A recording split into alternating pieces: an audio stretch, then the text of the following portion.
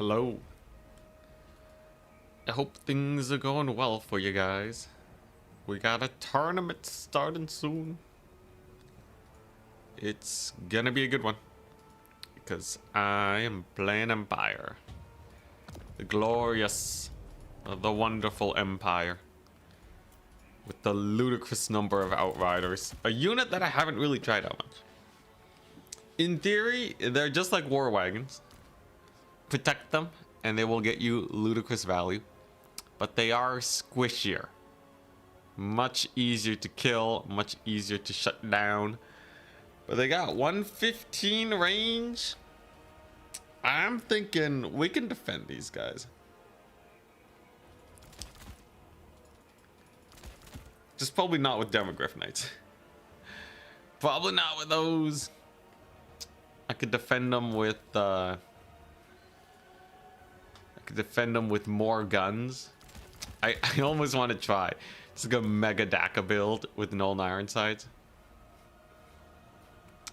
So when the Luminarch, the glorious Luminarch, you know, it reduces the power recharge.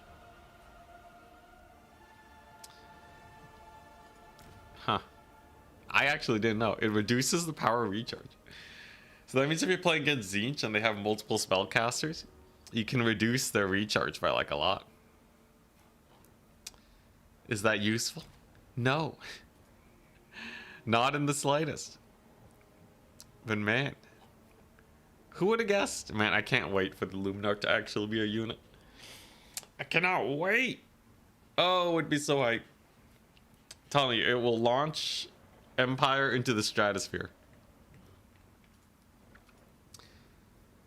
But yeah, what other defensive tools do I have?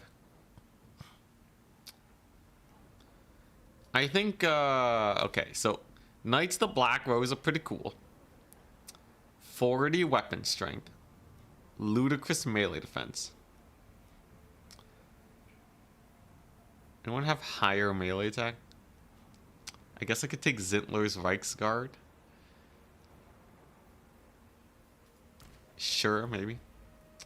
I could try to defend these guys with Cavalry and Gelt and just Searing Doom spam. We will have to see.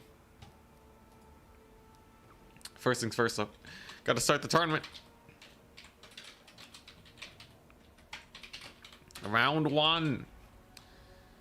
It has begun.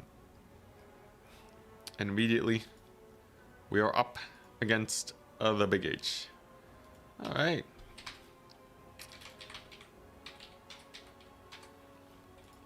Yo, yo. I'm Empire. Not as many signups as usual. Probably because of daylight savings shenanigans. It kind of screws up my whole tournament timing. But we'll live. Also, I should probably fix my my camera, shouldn't I? It's so bright, bro. I used to stream longer.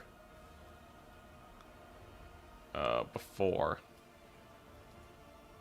Whoa. I used to stream longer before. So I kind of wanted it a little brighter. Now it's a bit too much.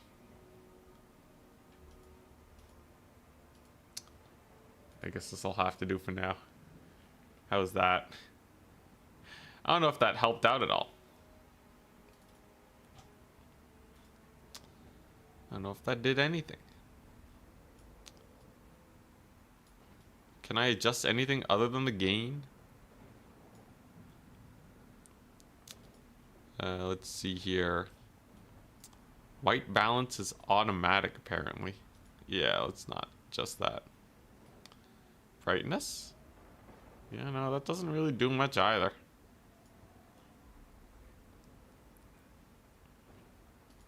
Maybe it's just too bright. Because, yeah, if I, whoa. Okay, that's not too bad.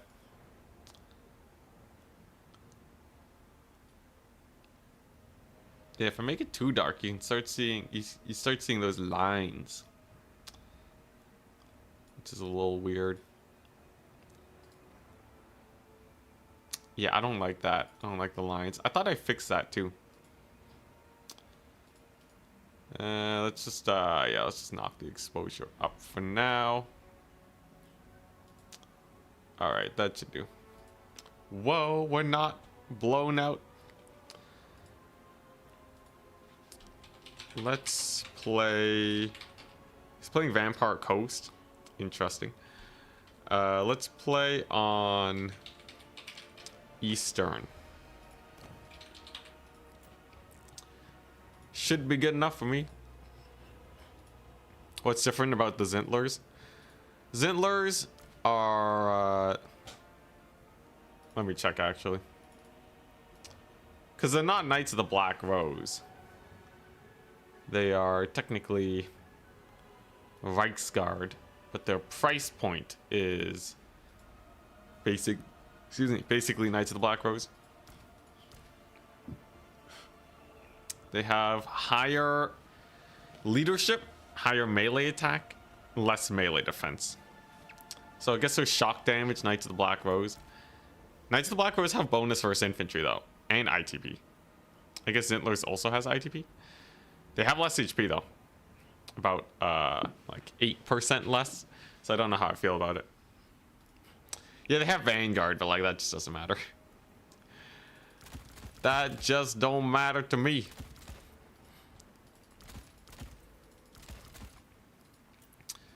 All right.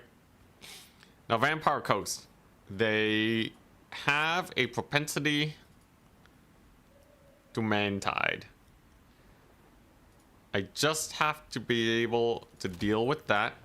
And with goodies. I guess they can also technically spam Crabos. They have bats, but that's not particularly scary. Is there anything I really have to worry about? I guess like, okay, yeah, they could have Silostra. Silostra's pretty annoying. I might actually want a Bright Wizard too. Thinking about it, so Bright Wizard is kind of the natural counter to Silostra. It's one of the only times I would unironically run Flaming Sword. But yeah, the guy has Flaming Sword. Please do max demis. Yo, demis suck though. Maybe if I can convince CA to buff him. As it stands, I don't know what to tell you. But demis kind of garbage. They're kind of garbo, man. All right, here we go. Empire Knights. They're cheap, spammable. They can chase away dogs. As long as I don't get caught up, I should be fine. He could go for some ranged shenanigans, but generally, the Empire outranges the Vampire Coast. That's typically not a big issue. Though, let's see here. What else do I need? Do I want Knights of the Black Rose here? Aren't they like really expensive? I guess they have anti-infantry. What's the mass on them compared to Zintlers? Exactly the same. Sure, let's just do this. Kind of a weird build. I don't know if this will actually work. But today's an experimentation day. I want to see how good these Outriders are. Because I've kind of lost a little bit of faith in the Empire. The problem is that they just don't feel as like insane as the other factions I've been playing. So I don't know if I actually want to bring them to the grand finals unless it's like a best of 5. We'll see. Also, the ROR Altdorf Griffites are also not the best.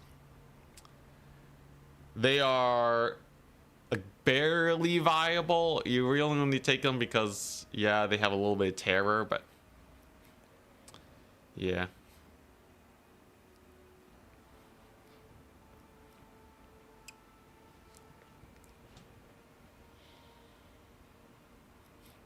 Feeling ready for the finals?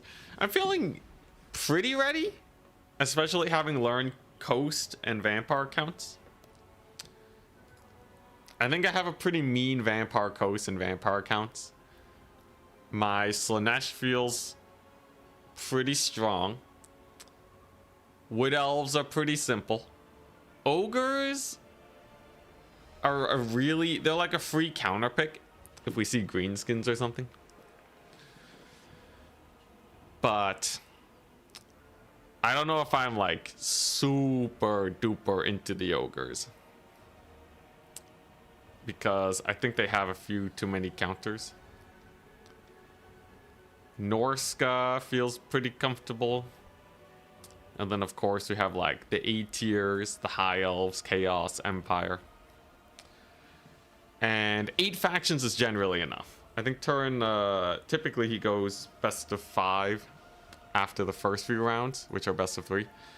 So I just gotta make my way through the first couple rounds, which are the most stressful.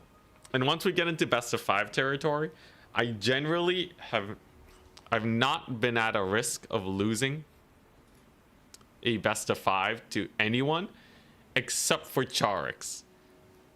We beat Danican in best of 5s. Sorry, my thing's bugging.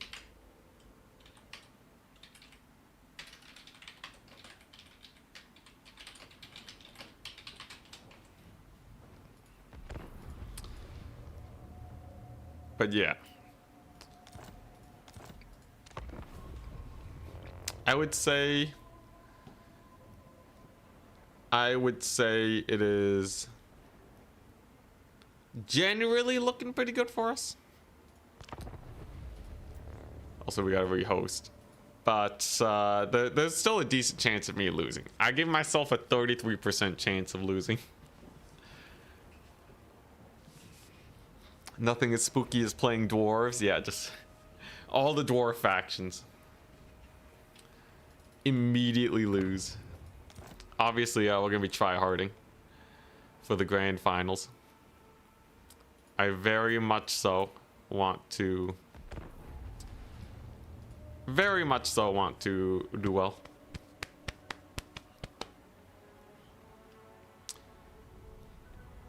You want to lurk a bit? You will lurk a bit. What's this? You just got the game and you want to see some gameplay? Ah, hell yeah. This isn't a campaign stream though. This is a multiplayer tournament, which is a little different, but the battles are still battles. If you do stick around, I do hope you enjoy. If you want some campaign content though, my YouTube channel actually has quite a bit, but here we go. This is the insanity build. So typically I would never go this against Vampire Coast. But we're experimenting today. I've got 3 grenade launchers, 3 outrider guns. If he doesn't have the guns to shut these guys down, maybe we just win. I also got mortars. They're actually quite good against Coast. And then the rest is cavalry, because we gotta defend against the doggy spam. But having no archers means that you don't really have a liability against Coast. If he did go for bombers, this build is basically a free win. So we'll see. Also, normal outriders, they overshoot a little bit, but especially against larger targets like crabs and cavalry, I think they're pretty good.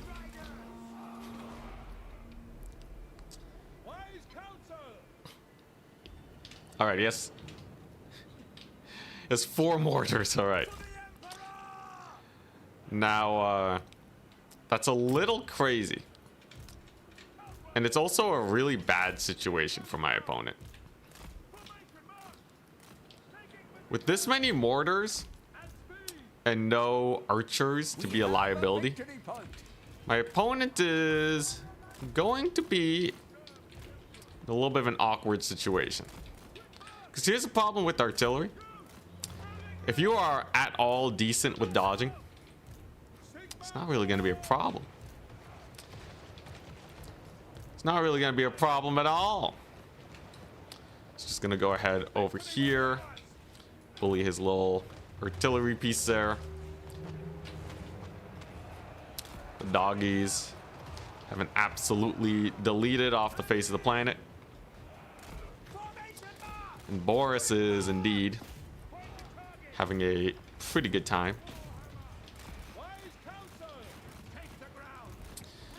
Now he does have Shade Wraith Gunners. Something to consider. But he also summoned some crabs here, which I feel like are kind of foolhardy. Because I believe Boris can just ignore them. That's kind of the name of the game today. Just ignore him. He does summon in some doggies though. Looks like he's gonna give Boris a hard time. The grenade launchers are really just having an absolute heyday, and if I keep dodging with them, they should be totally fine. Not to mention the triple cap situation. Just have to be a little careful about the Shade Wraiths. And I think we'll be okay. He only has 2 crab summons, by the way. They're yeah, they're not super great for stopping something like Boris, which is why we were a little surprised about it. Should be able to stop the bats here from bullying my cavalry. And the idea is I should just have so much cavalry that he can't feasibly kill them all. Value trading is technically in his favor though, because as much as I've dealt damage, you gotta remember his stuff is cheap, man. His stuff is super cheap. Though I will say killing off the doggos is really nice. Should be able to get a pretty decent burning head over here. And with all the crumbling, we should be in a decent situation. It's actually pretty funny going for such a crazy build, because he really kind of countered himself, taking such lackluster units against me here. Warringles should not be a huge issue, by the way, since Boris can simply flee the scene. And the Shade Wraith Gunners, they should go down relatively quickly. I'm also saving up for the Sunmaker, which should be able to get a lot of work done. He did rout off my poor unit though. So it looks like the Shade Wraith Gunners may be a little bit more of an issue than I had originally anticipated. I will say the grenade launchers are exquisitely clutching it out though. And once a Sunmaker's here, then I think he's pretty screwed. We'll have to see. These guys are just really not dying to anything right now. It's a little annoying, but I'm sure he feels the exact same way about my grenade launchers, right? Grenade launchers just refusing to die. And now I have a Sunmaker. Should be able to get a pretty sick burning head down the pipe too. And I think just the raw DPS. The raw DPS might be enough to clutch it. Alright, I do lose the wizard. An unfortunate turn of events, but he's relatively cheap. Boris is still alive, and most of his money, it's important to consider, most of his money is stuck in the artillery pieces. So as soon as I shut them down, I should be pretty in the clear, right? I have lots of cav here. Boris is just chilling. And ticket-wise, we're actually doing amazing right now. So overall, I'd say I'm still pretty comfy. Unless he has a million more in goals defending these artillery pieces, there really isn't that much to worry about. All right, he summoned some bats, but bats are not exactly the end-all be-all of a terrifying unit. I'll just kill the bats basically for free. The grenade launchers, they just keep coming back to. And now he's actually summoning in some knights. I feel like he's been really inefficient with his ability usage. Usually you can use this to catch out a lot more. Though I guess if he kills my cavalry here, it actually won't be too bad for him. Well, that's definitely a rather expensive summon. I don't know how I feel about it. Uses a crab summon, but I'm not even planning on chilling here anytime soon. I'd say overall, this is looking pretty bad for the coast. On a scale of 1 to absolutely terrible for them, I would say this is indeed absolutely terrible. These guys only have a few more seconds of time to stick in the fight. That's gonna be very, very brutal. Though they do get a pretty nice charge. I think my cavalry will probably be able to kill off the dogs and then the artillery piece. And there's just no push for a second point right now, right? My opponent has not contested these points in ages, which is not where a coast wants to be. Vampire coasts usually want to be really, really contesting points with just massive amounts of zombies. But he's kind of just stuck defending his artillery pieces all day. Now he did defend his artillery pieces quite well. But that alone is not going to do super great for you if they have no targets. And even though technically my value trading is not great, I'm pretty sure the crumbling damage is not being accounted for here, which in theory makes a pretty big difference. Let's just go ahead and take out the rest of these pieces over here. Warren goals are actually pretty chump change when it comes to my outriders in this position, because they can just kind of shoot them up. A couple deckhands here are absolutely a non-issue. And then a little bit of magic damage because Vampire Coast will sometimes field ghosts, but yeah, I really don't see how Vampire Coast wins it now. Slaanesh is doing her best to try and shut down the Sunmaker, but it's still farm and value, 200 kills and counting. I guess Slaanesh will probably shut it down fairly well, though. She is actually just a little bit annoying here. But there's like nothing left, right? It's just like actually just nothing left. He has 2 zombies, maybe a mortar. He's triple capped. Very nice. Retarget the Sunmaker. Yeah, the Sunmaker was trying to shoot at his deck gunners and it was just walking forwards.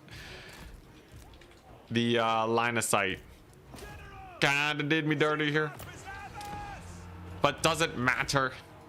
Nah, we're good.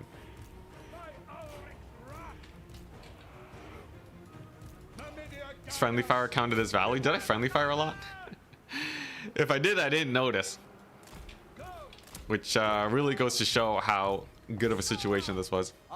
I really lucked out. Unending glory is yours. I really lucked out here against his build. So much anti-infantry only to get grenaded into oblivion. Though my grenades didn't actually get that much value at the end of the day. Kind of surprising. Was most of it just crumble damage? Really weird. If you look at the actual value gained on all my units, it actually was not that impressive. Honestly, I feel like this build is not super great. I feel like there's just so much artillery and you're just gonna get triple capped all the time. I guess the idea is that while you get triple capped, you can super value trade and then you're good.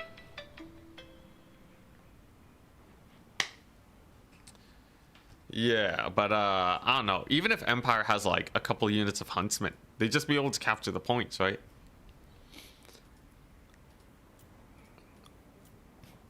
I don't know.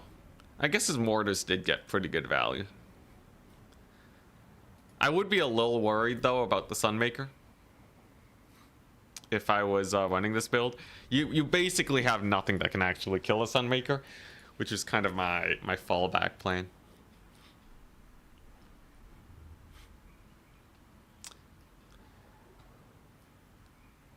Did you look at the grenade launchers? Yeah. They didn't even pay for themselves. It cost 900. I'm pretty sure though the crumbling was worth. Because this just doesn't make sense, right?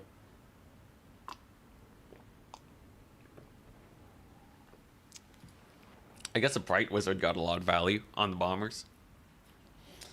I think all his bombers got 0.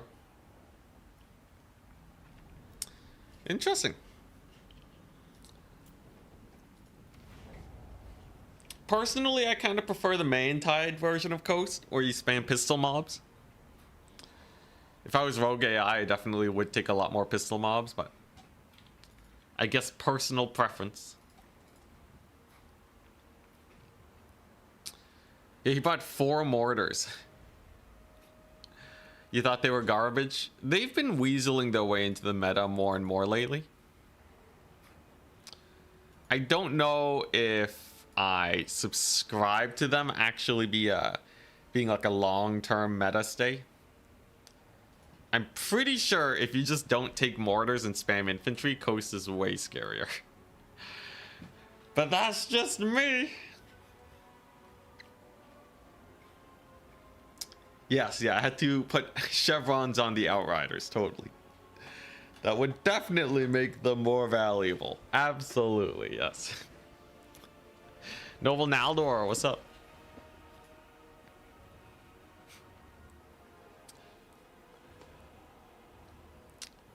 Oh yeah, that's true.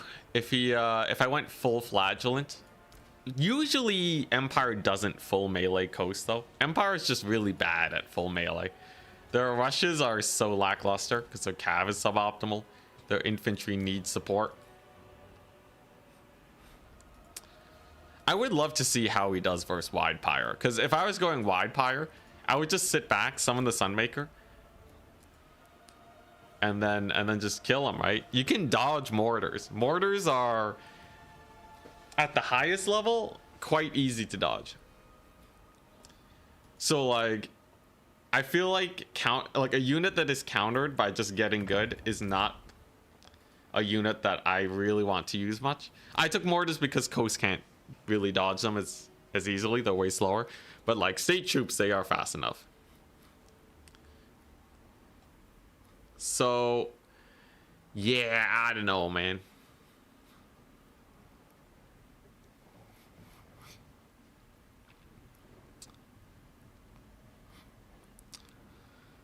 So good Coast is not taking the Coast part and just sticking to vampires. Technically they have pistols. They have zombie pirate gunnery mobs, and some builds actually do take handgunners. It is a little sad that you don't see depth guard or sirens. Crabs are sometimes fun though, versus some factions. Versus a handful of factions. You like to use mortars like carronades just to bait out dives into the backline. Yeah, see, that's the problem, right? Because, like, I didn't really have to dive the backline. I dove the backline when it was really clear that I could take it on. I also don't like strategies where your opponent has to just be bad. It's like chess gambits, right? Great at like the mid-level, you know, where like you know, you can go for like the 4-turn checkmate and then you're like, haha, I can beat noobs, but like that's not gonna win at grand finals, is it? Not that it's not a good strategy to employ here or there, but it's definitely not where I want the end point of Coast to be. We need like really consistent value. Because I assure you, Danican and Charix will wipe the floor with me if I expect them to make misplays. I don't even shoot their lords anymore. So if their lord gets in gun range, I don't target fire them because I know they're gonna dodge and I'm gonna waste a volley. It's kind of crazy how the meta shifts once you get to more ludicrous levels of micro.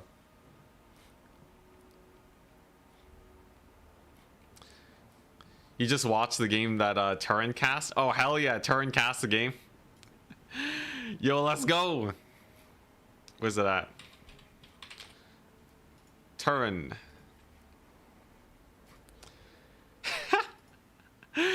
Local madman uses bloats in competitive against Slaanesh. Yo, this guy. Yo, up in his title game? Hell yeah.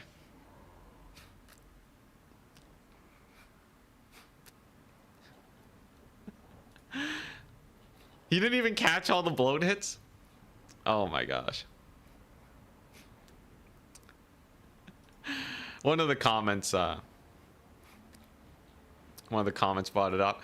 Hell yeah. Oh man.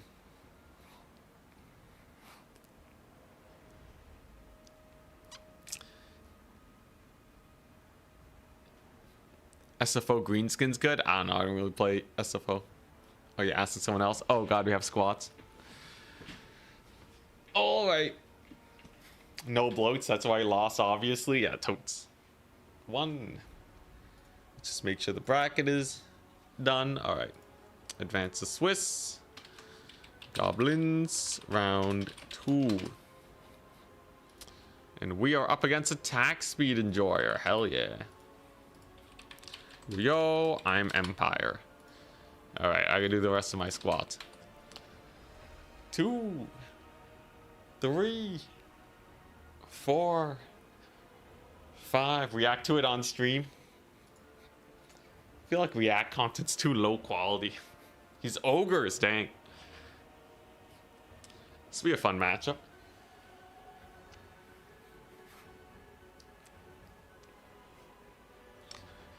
I think usually ogres are pretty bad versus artillery factions.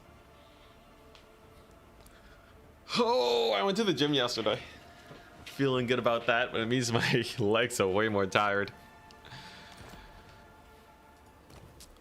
All right. So, ogres. Usually, you just want to cannon them to death and then don't get rushed. I'll ban Divide Floodplain. I will say the map selection is not the greatest here, but I have a plan.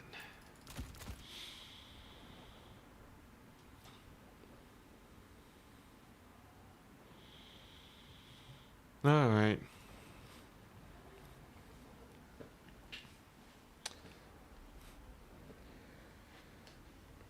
Whew.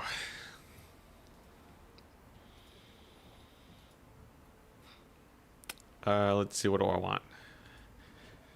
What do I want?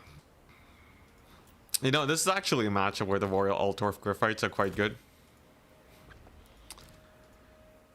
But only if Empire can actually pull a rush versus the Ogres. Which, I don't know. I don't know if they can actually pull off a proper rush here.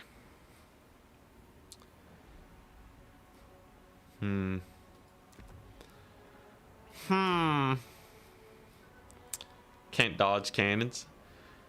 You can at like max range, and SEs can at mid range. But you get a little closer and then you're screwed. Okay, I also got to figure out my magic versus ogres. It's usually pretty simple though.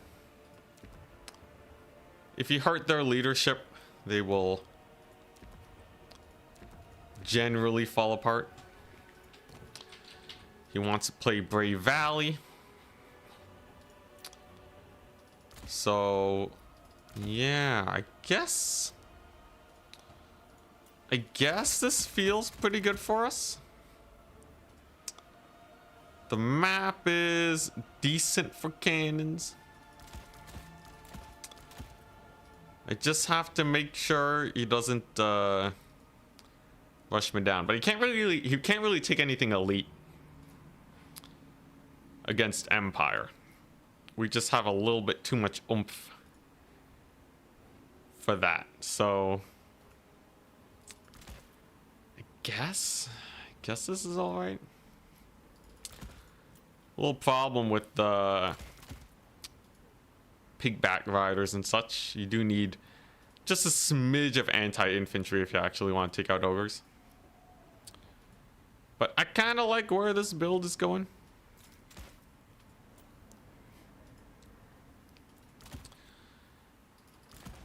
Let's see here.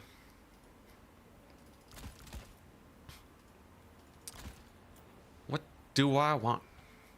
Oh, yeah, there you go. There we go. Basically a perfect spend. Everything I could possibly want. We are maxed out on range units now, though. But I should be fine. And then, yeah, just some Empire Knights to round it out. Sure, this seems like it's good enough. Let's use the Marienburg banner. All right. But yeah, basically, if you have something to shut down lead belchers, ogres become way easier to deal with. Dirty Doom and Darkness with Toddy, the ultimate leadership bomb. Okay, I is still learning Coast. Yeah, I think vanilla Coast, you should be spamming out Mantide first and foremost. I think going for artillery play is a weaker style of Coast, because you leave yourself so open to getting punished. You just have so much less agency, you know? But alright, attack speed and Jor is pretty good. And we're probably going to see a decent amount of ogres in the grand finals. So this should be quite eye-opening.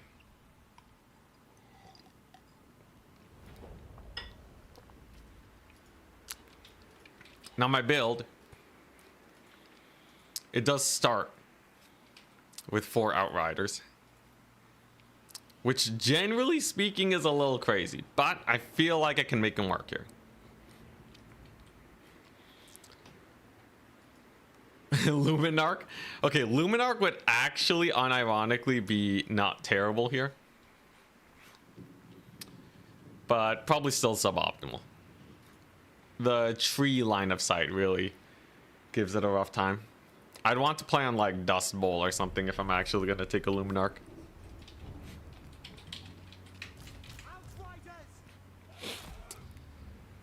But alright. It's the usual, right? We have a crazy Mantide.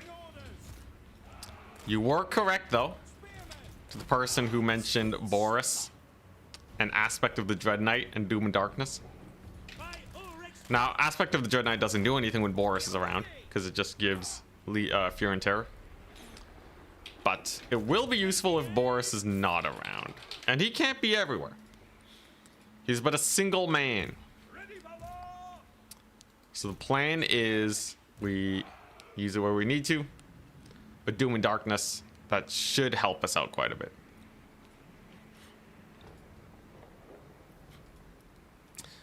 It still get line of sight issues facing down that massive hill. Yeah, the hill's not properly concave. It's quite flat here. It's only partially concave. On the greater scale, it is concave, so like it could shoot from here to here. But like at medium ranges, it would actually have a little bit of a hard time.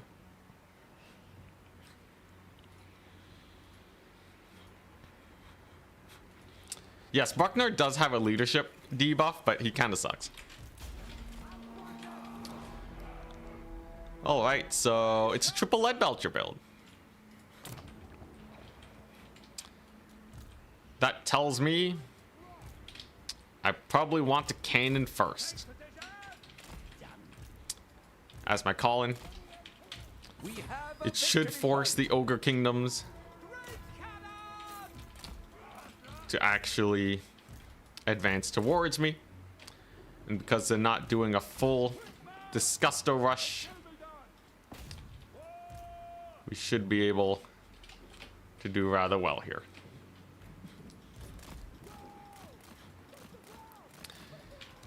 I gotta be a little careful about the lead belchers. The DPS is rather high. But with my Outriders parking right in front of these guys, and Boris getting in there too, we may be able to just route him off the map. Let's make sure Boris gets out of there though. All right, he got a little bullied by some of the cav. I was hoping he could have taken off into the air, but yeah, this is now just a mildly sketchy situation for Boris. Now, thankfully, Outriders are insane. It's actually almost route off the Mournfang Cavalry all on their own, thus allowing Boris to take off into the skies. That's actually pretty crazy how effective that volley was. 50% HP off those guys right away. Definitely feels good. We can see attack speed enjoyer.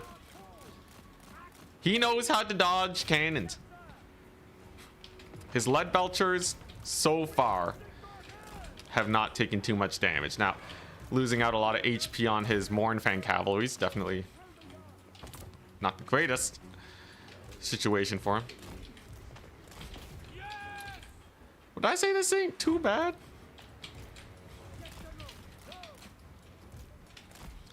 We'll say he's getting some pretty nifty. Getting some pretty nifty dodges with these lead belchers here. I'm just a little worried about how this will actually pan out, because my damage is not exactly at the point that I want it to be right now. We also got these here blood vultures causing me a few issues. We did manage to bait them out into a pretty uncomfortable position at least. And the cannons, they do cook. We did get a grenade launcher volley on some pigback riders. That's pretty nice. And there's basically no escape for the blood vultures here. So overall, I'd say it's an okay position. Could be better, but it really depends on how the Boris actually does here. I'm bullying, certainly bullying a lot of his bulls. My spears are in an okay position, but this is definitely far from settled, right? Do I get another grenade launcher, or do I save up for Griffites? I think I save up for Griffites, because I believe we win this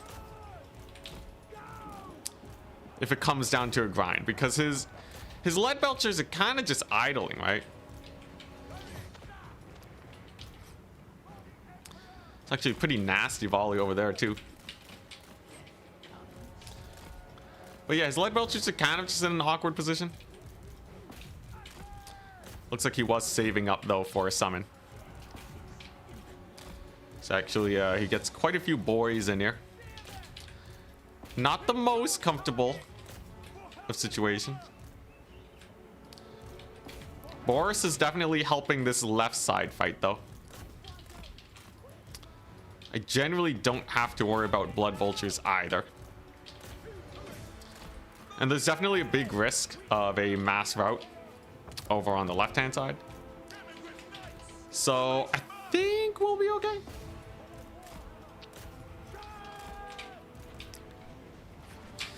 We'll see how the Outriders do. It's time to get that big old leadership route over there. Lead belchers are basically completely ineffective. Dread Knight aspect of the Dread Knight's really crushing it too. And I may even be able to get some cavalry in the backfield. So overall, I'd say it's looking all right. Demi Knights are, I guess they're in melee, so he should be suffering at least some line of sight issues. Boris looks like he's doing okay. We'll get a little bit of fear and terror here on those Gnoblars on the flank. That'll hopefully get him. Yeah, there we go, terror routed.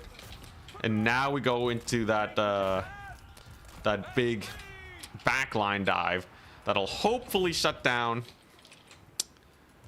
all them lead belchers that have been oh so annoying this game. Because while the cannons are certainly good at poking, they won't actually finish the job here. I must say though, the Outriders are doing rather exceptionally well here. We're gonna wait for a blob for the next leadership hit. And it looks like we just have a few too many guys now, right? I will note this is a generally Empire favored matchup, so it's not too impressive that we are able to pull a win here or anything. But I am happy that we were able to make it at least a fairly handy victory, even against attack speed and draw. I already had fear and terror there. What am I doing?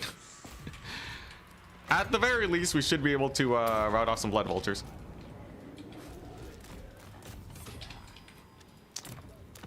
There we go. Point is secured. Boris is free to kill off their lord.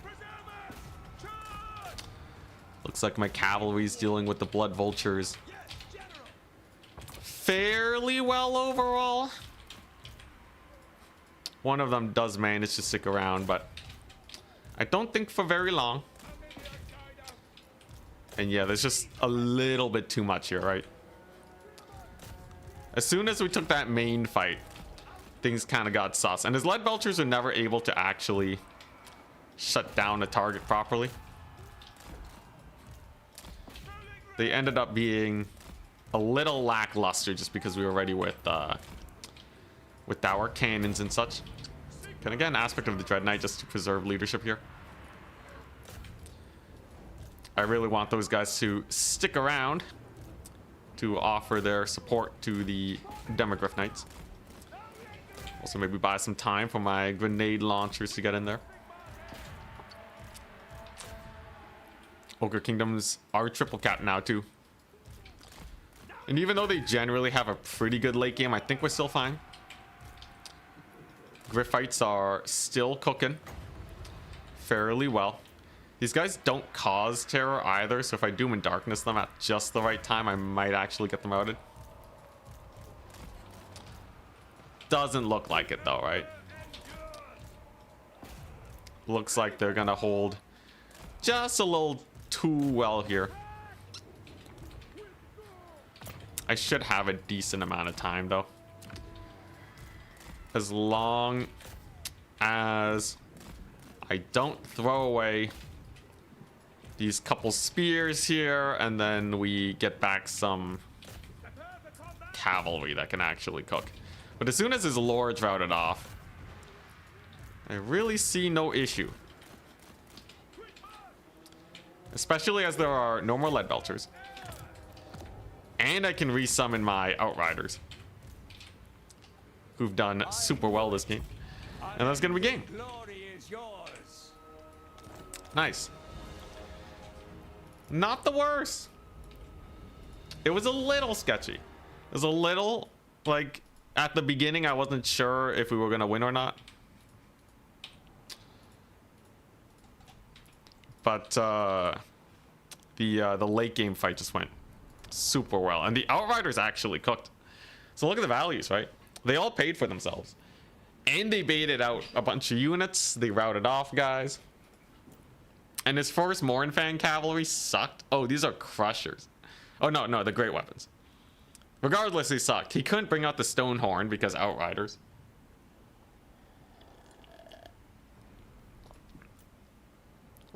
Oh my god.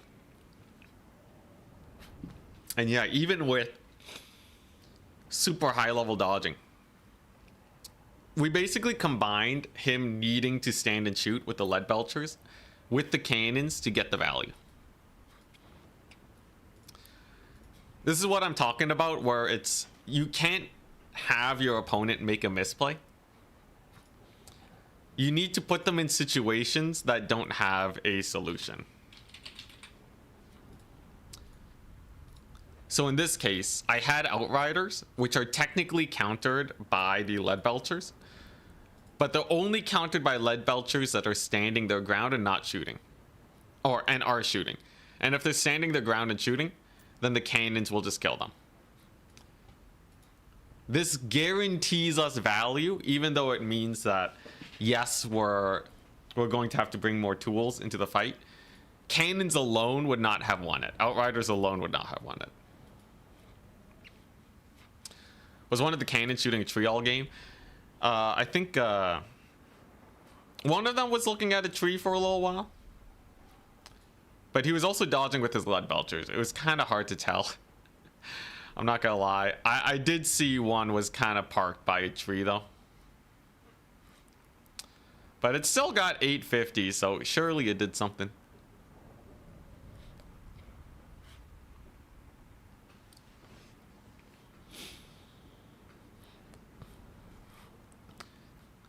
Can you make an impressive damage manual targeting cannon shot?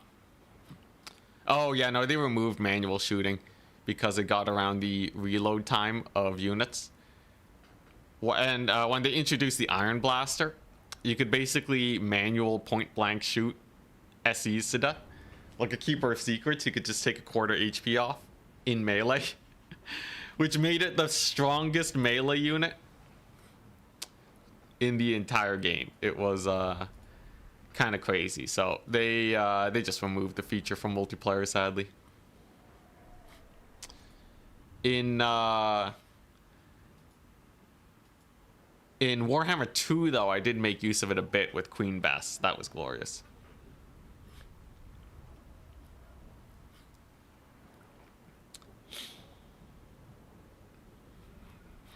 Cannon just shooting trees for 5 minutes? Ah, dang it.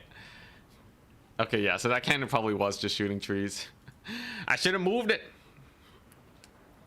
I should have moved. I was hoping it would like weave in between, but it happens sometimes.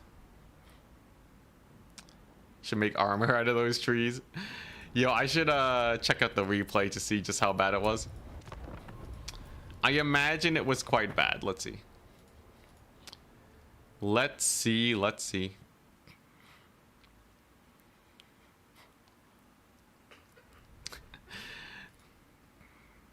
Also, I like how someone's talking about judging me for not superseding legend.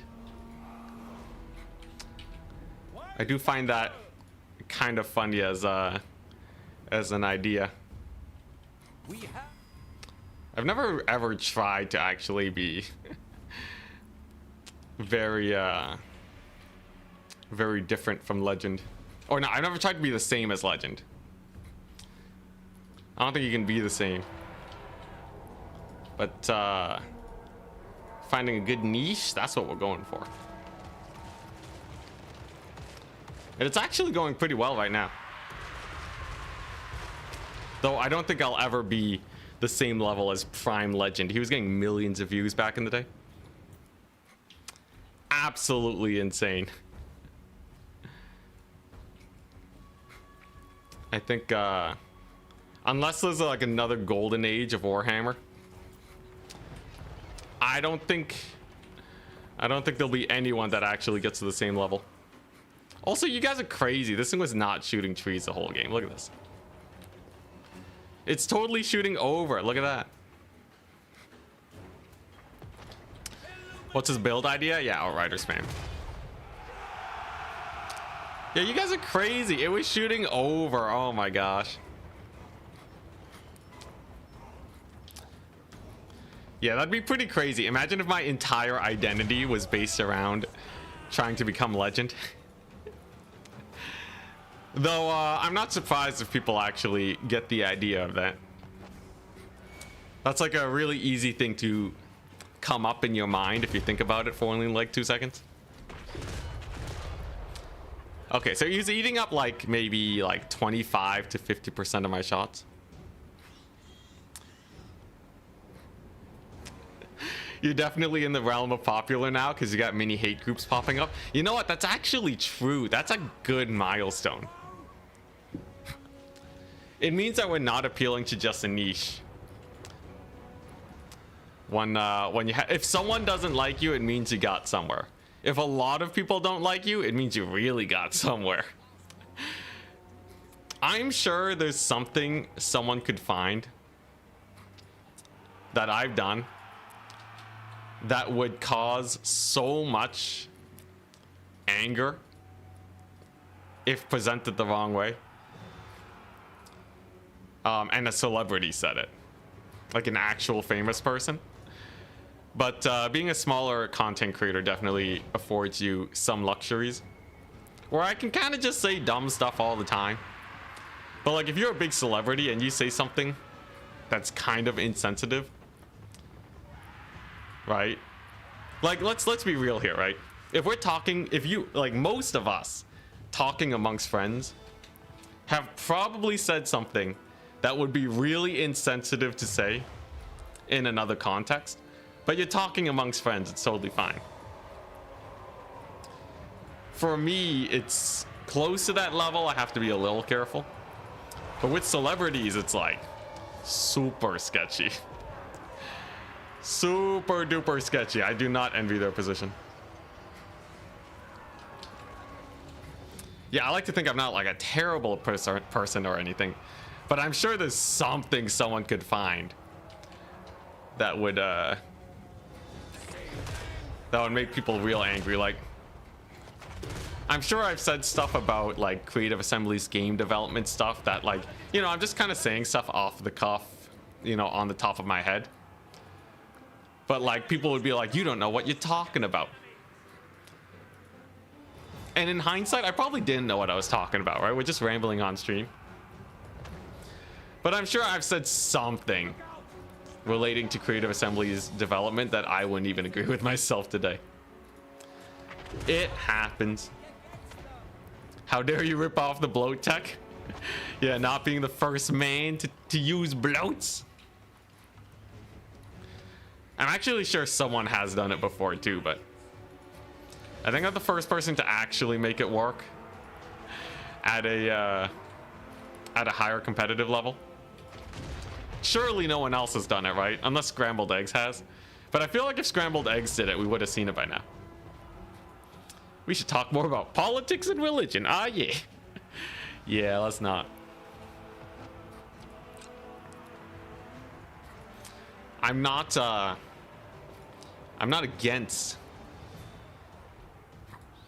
I'm not like apolitical. But you know, sometimes people go to the ice cream shop for ice cream. That's kind of how I see it. That's how I remind myself not to talk about these things, even if they are really interesting to me. People come here to watch Warhammer, not, you know, the 50th take on unrelated topics. It's part of being a good content creator, right? Also, yeah, this cannon did actually get its shots off, which is very good to see. So on this map, you actually can park cannons behind the hill or behind the trees. It'll only be a minor deficit. I maybe only lost 200 gold putting it there. But the positioning was more important than the consistent hits.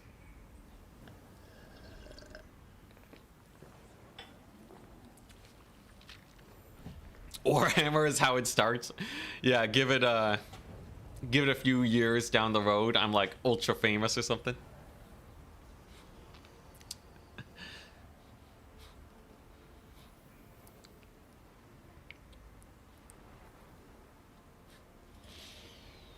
All right, one more match and then we have the next round.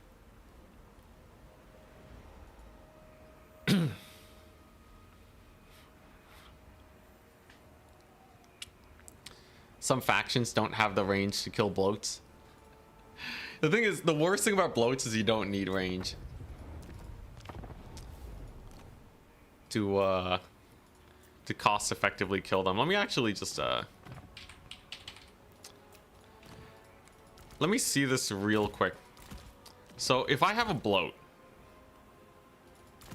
and they have a marauder and a chaos warrior,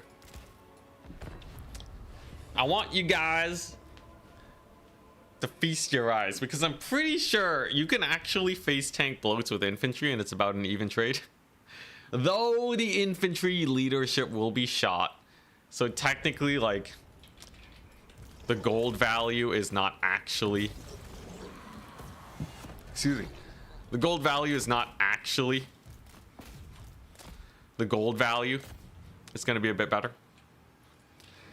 But yeah, so like if you look at those bloat hits, right, that's about 400 gold for bloats if you YOLO your infantry into them. Technically, if you get the, oh my gosh, look at that, they didn't even pay for themselves. So even in the most optimal of situations, it's still kind of sus. You're still kind of just getting an even trade. But that is still an up trade. It is still an up trade. So if you can get that specific situation where you just slam into infantry, it's not the worst.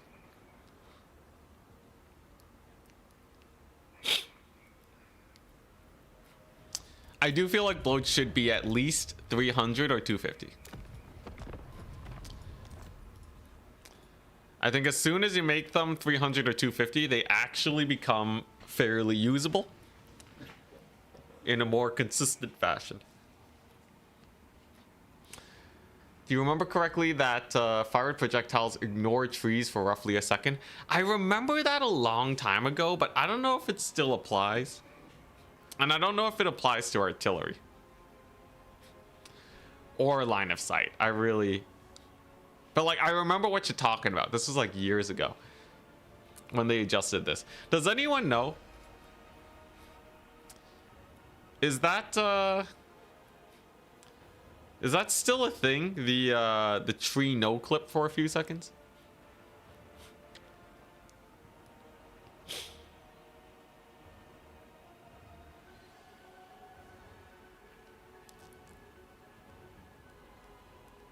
it pays for itself in the fear it puts in your enemies. Technically, I brought a bloated corpse, and Danican, second best or third best player in the world right now, suicided his lord into a bunch of handguns trying to pop the bloat because he didn't know he didn't know how to deal with it. So there is actually a notable psychological effect that comes into play when you bring a bloated corpse. Would I recommend it? No, right? This is one of those, your opponent is making a misplay and fool them once and they're never going to do it again. But for each player in the scene right now, you can take a bloat and potentially bait them out at least once.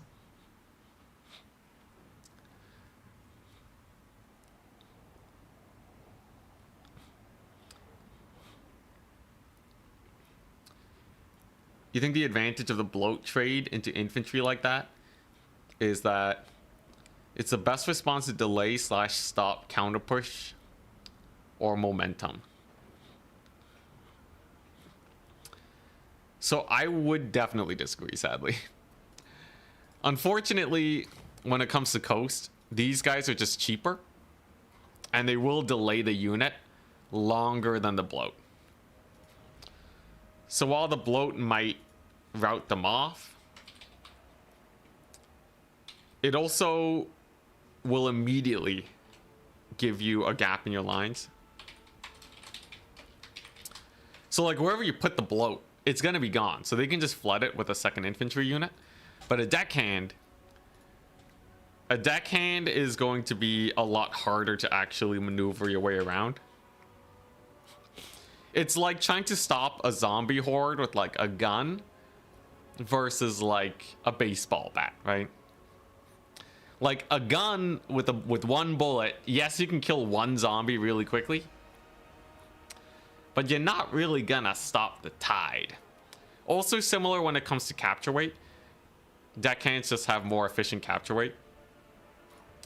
So when fighting on a point, they will also capture the point, whereas the bloat just kind of disappears after. Not saying that the bloat isn't useful for stopping infantry, as I do use it to defend my artillery here and there. But I do think it is slightly, just slightly less efficient.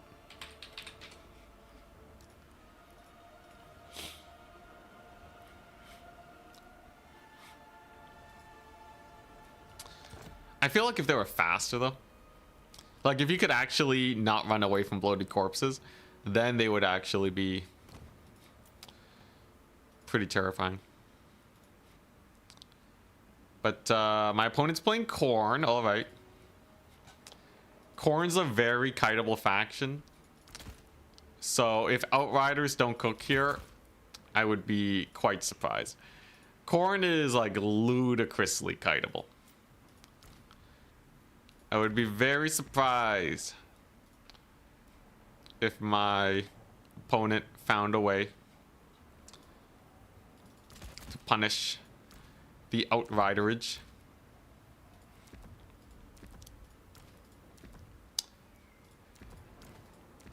Oh yeah. This is a build. Now this is a build. So yeah, I'll take that. I'll take that and this. It's a perfect spend. How wondrous. And then as long as you have something to kill flash hounds and just a little bit to kill off well, honestly, flash hounds is really the only thing Khorne has. He bans Norskin Rise. Alright, let's play Chateau. It's a giant map. But yeah, if you kill flash hounds, Khorne Cavalry is just so weak that you really shouldn't have too many issues. Now, unfortunately, this map's kind of rough for gunplay. It is convex. But that doesn't mean we can't manage it. I just have to be slightly better with my positioning is all. But overall, Khorne should not be a very big issue. As long as I do not absolutely goof up the entirety of this match. I really want infantry to just spam capture weight, but they're not really the best at times because core and infantry just kind of wins against them. We will have to be just a little careful. But this should be a fairly good build. I think we'll be fine. I think Empire is really good at bullying A tier factions, but they don't really feel that great against some S tier factions. I don't know how I feel about Empire. So Corn Effects, thank you very much for the Prime sub. Stock bloats. Stock bloats are hilarious. It's just the setup to get them is way too expensive because you have to take a caster hero. I think if the stock scroll was on like a lord or something, like if it was on Noctilus, people would actually use it for bloats. But the caster hero just sucks.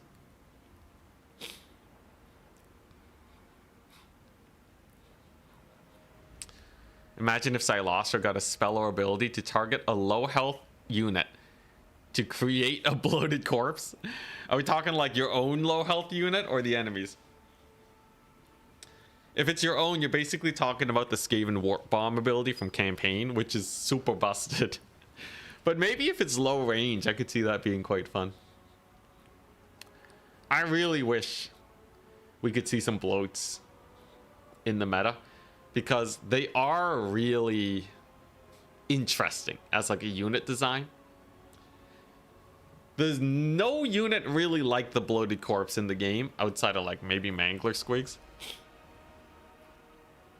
Now when Mangler Squigs were good, people did hate them, so maybe that explains CA's apprehension, but I don't know.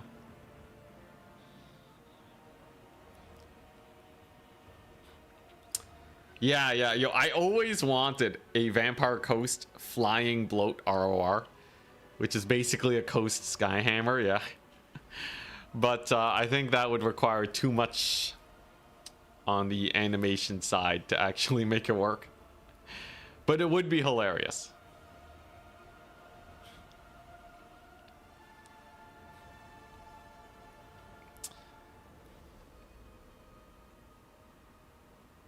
Fingers crossed.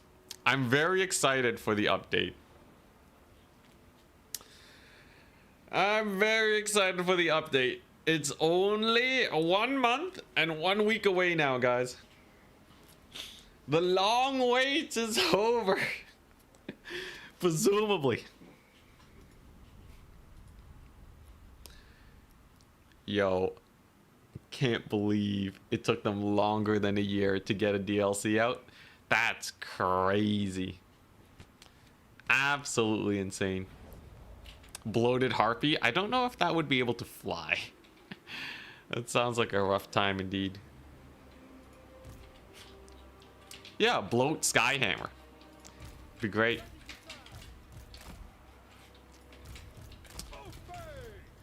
Alright, now this is a gross build. So how do I have effectively 8 skirmishers when usually you're limited to 6? It's because the engineers don't count as skirmishers.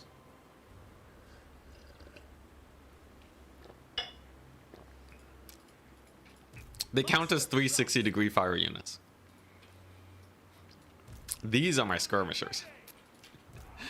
You may also notice I have no magic. But, yeah, it should be fun. I got long rifles to shoot them off the points. Lots of up trading here. The only thing that would give me pause is maybe a full rush with all mobility. But even then, I can just retreat back and then summon spears.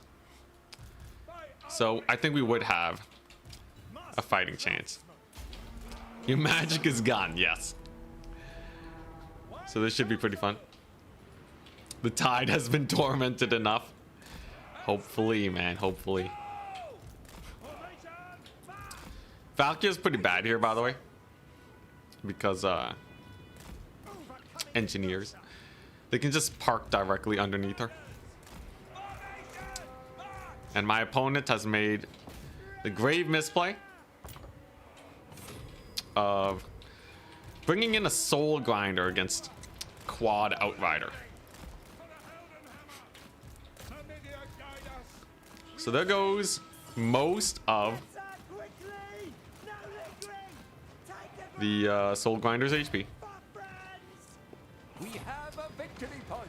We're just gonna target fire again.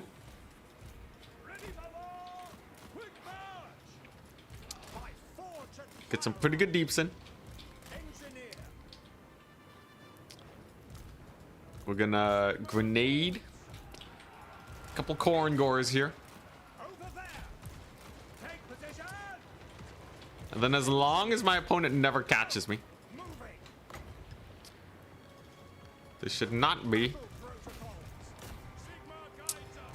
an extraordinary issue. I knew it. Success. Unending glory is yours.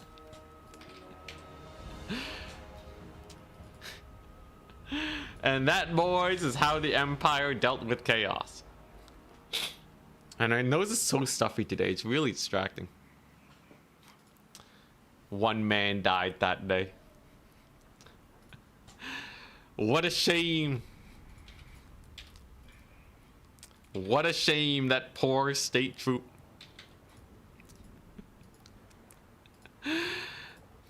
That was fast. Yeah, that's what you call bullying. Now, the soul grinder did get a little bit of value. But yeah, there's a reason why these mass infantry builds don't work. Because you're just gonna get kited. How did the end times even happen? I don't know, man. I don't know. Straight terror routed. Yeah, there was literally nothing he could have done though, right? With 2 flesh hounds and 3 furies and some mobility, he was gonna die. The soul grinder's also just hot garbage here. We already got it down to half HP. And yeah. It's just over, man. It's a full kite. The only counter he could possibly do is to skew himself and go for a full mobility rush. But if you do that, you lose to every other Empire build. So most players are not going to full Moby Max you. Because it's just kind of insane. It's just kind of insane to do so. But that was fun. Oh boy. Gunpowder, gunpowder, and gunpowder. That's all we need. Oh, poor corn, man. Poor corn.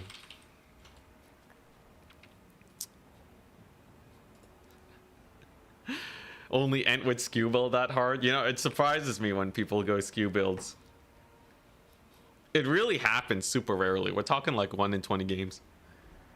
Literally just created a villain origin story. Yeah, he's gonna rush me next time.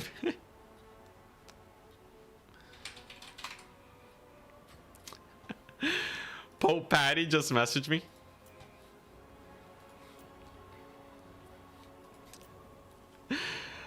Pope Patty's like, hey, I saw you just finished your game. You wanna you wanna spectate our game? We haven't started yet. Hell yeah.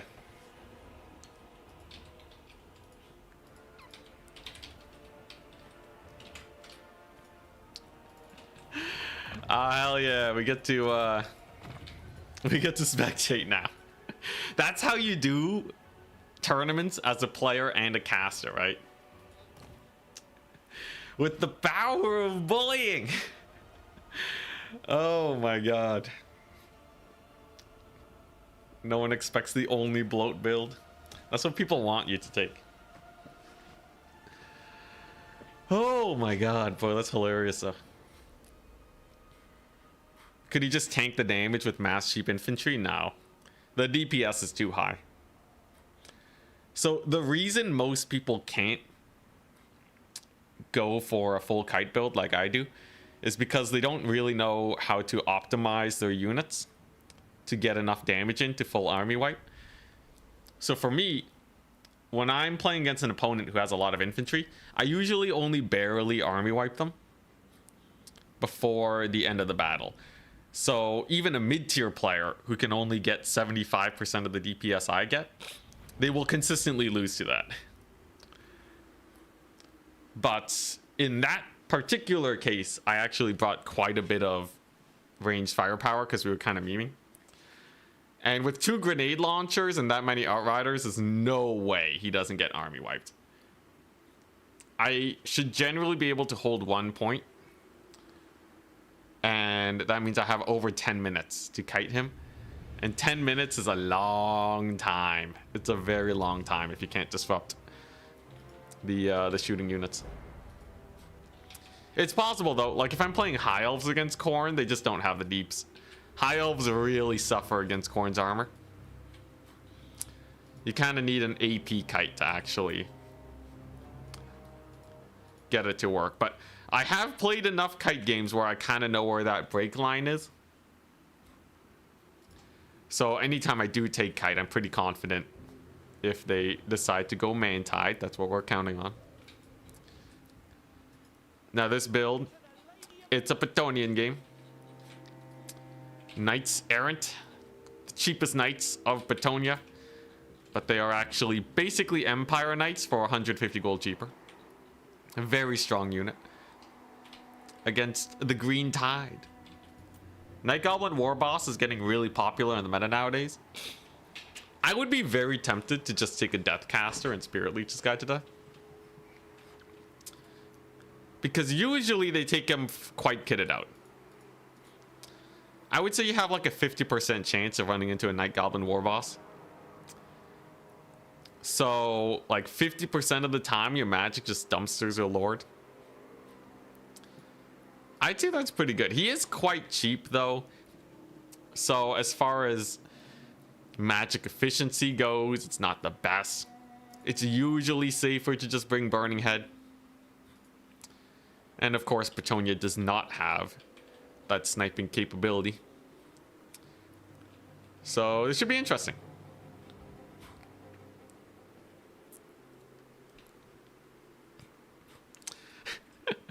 Oh my god, Rogue AI.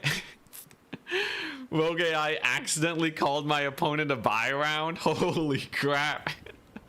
The unintentional BM goes hard. Oh my god, jeez.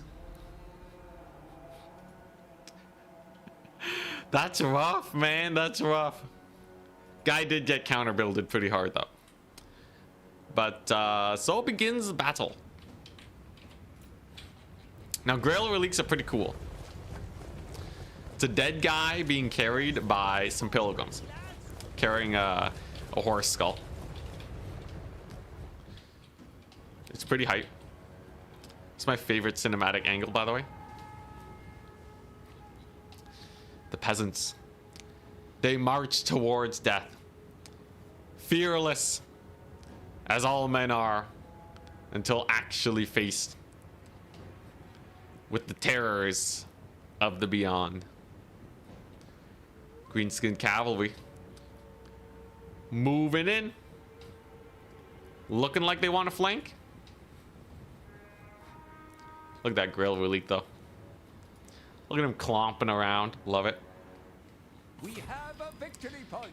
It does give immune to psychology in a rather large aura around it, a leadership boost, and a melee attack boost.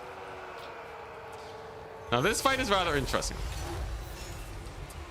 Usually you don't see both players deciding to take a cav fight,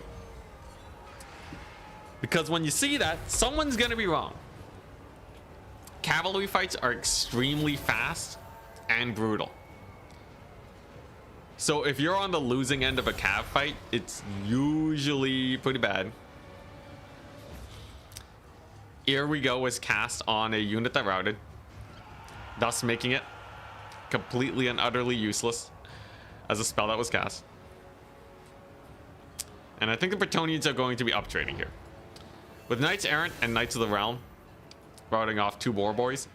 These guys on low HP, as long as they're close to Alberic, they'll be fine. They have a leadership boost or an ITP boost while charging. But these boar boys, they're just going to constantly get chain routed. So that means the Bretonnians take a minor lead on the mobility front. Here we go home. Oh my god, that's hilarious. But yeah, buff spells are good though. They're good if you get them in the right situation. But they're definitely a riskier ability to take. And they don't give you a lot of rewards compared to damage spells. It's just greenskins don't have it. So you just have to play really well with your buff spells. Broken Tusk Mob getting shot up by a few archers too. Not the most pleasant of situations for them. They don't want to be taking a lot of damage, but are we potentially going to see a bait here? Night Goblin War Boss drawing Alberic with the temptation, the smell of fungus. Alberic may have thought there was some cheese over on this side of the battlefield, but it wasn't. It was a trap. And with Fists of Gork getting cast on the Broken Tusk Mob, the melee stats get ludicrously high. They have bonus first large, and Alberic loses about a third of his HP, maybe half. Gets rampaged. Classic wombo combo for the Night Goblin War Boss. How do you counter it? Don't get close to him. Don't get within 100 meters. Because Fermented Fungi also reduces your melee defense. Alberic already doesn't have a lot of melee defense. And he's gone.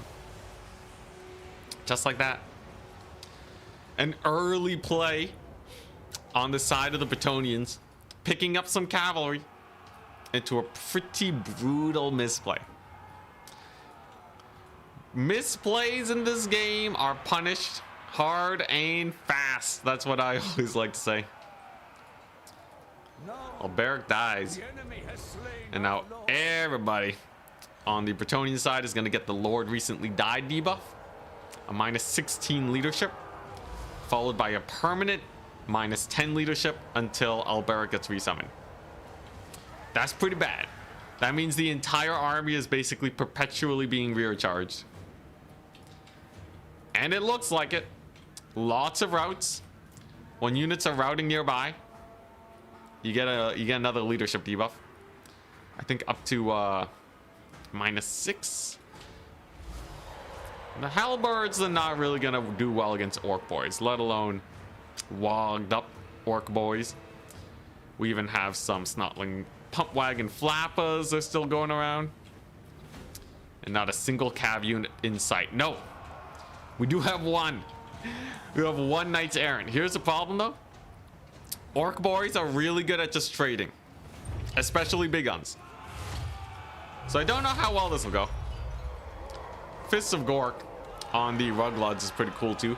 It's not going to help on the impact hits, but if the Knights get left in combat, they're really not going to do a lot of damage to 56 melee defense. So we are seeing the buff spells being used quite well. Knights get misplayed, counter charge, and that's pretty bad. And I don't really see a lot of ways for Bretonnia to come back here. There's units that trade fairly evenly, and then there's units that have a really high potential. Cavalry are a really high potential unit. They can kill off an almost endless count of infantry.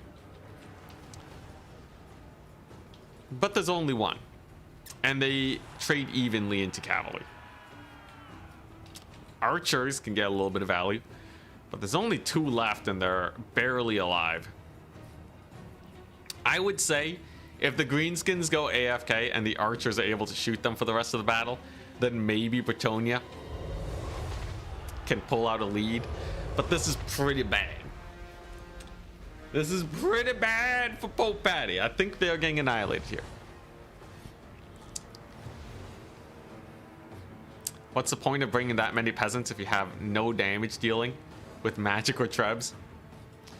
So Bretonnia doesn't have the best magic dealing, at least not for infantry fights. And trebuchets are not actually that great, at least in multiplayer.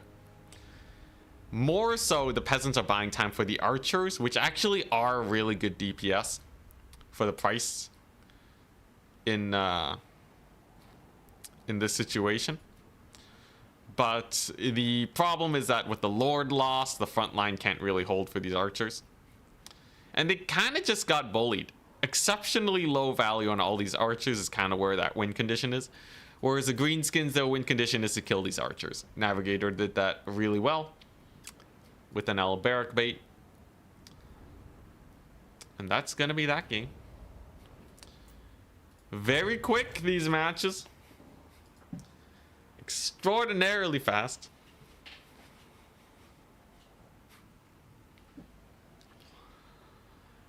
Greenskins suck.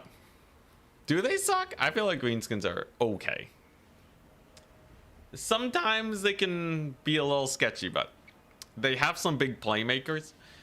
If you know how to abuse the fact that their leadership is really bad, though, then yeah, they do kind of suck. I think at the absolute highest levels, greenskins are probably not the best.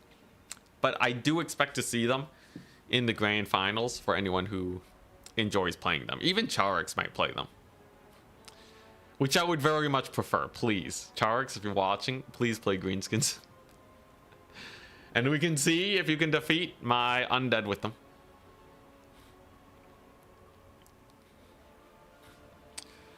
Hey, and fairly new to this, I managed to pull wins with almost any faction in any of the modes from time to time. But with Slaanesh, I can't figure out land battle. If the opponent has no incentive to split his army, and I have no ranged, how do I pull it off? Well, I think that's a really good question.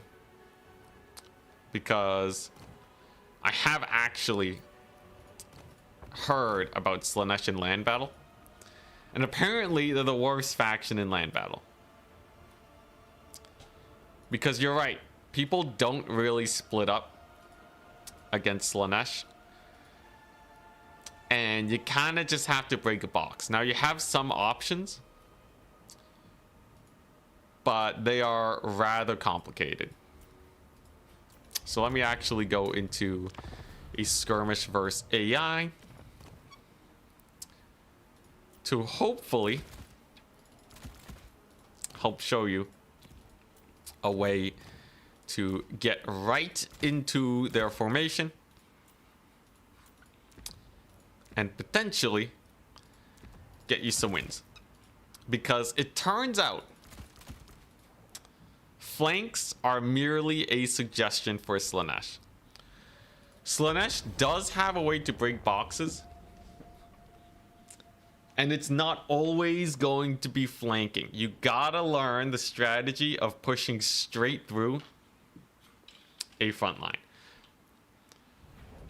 It's complicated, but it works. This is generally what you want to do. So you charge in with your Lord. I don't have the rampage ability. You need the rampage ability. But let's actually get a third cavalry unit for demonstration purposes.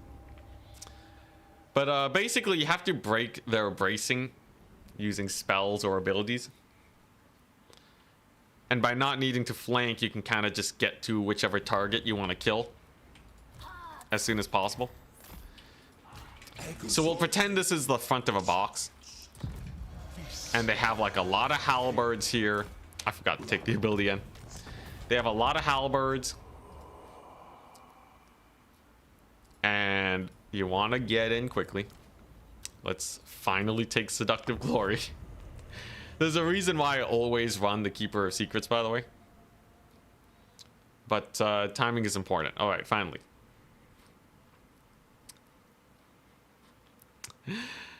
What was that 30-second forfeit massacre? Funnily enough, it's not the first time it's happened.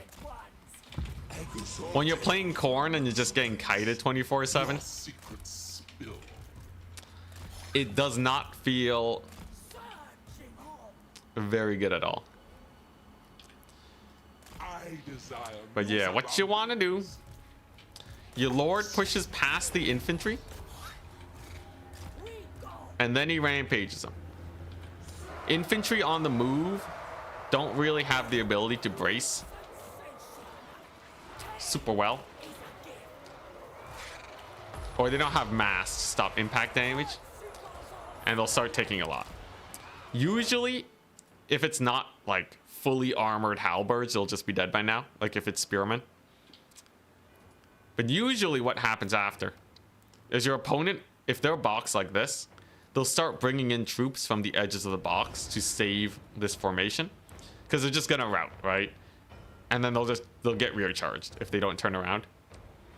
But the moment they turn around to get into this fight, you have reserve cavalry on the flank that move in, and then they clean up the rest.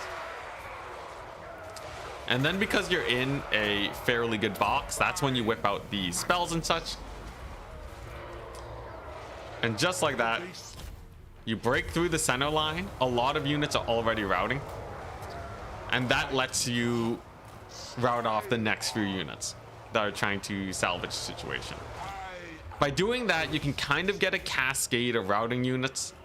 You build up your army abilities, and as soon as all the range units inside the box are dead, you just disengage. You disengage, you chase off the units that are routing off the battlefield, build up your army ability as much as you possibly can.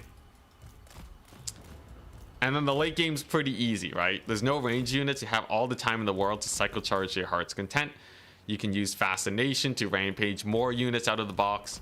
This is an infinite use ability, so you can rinse and repeat.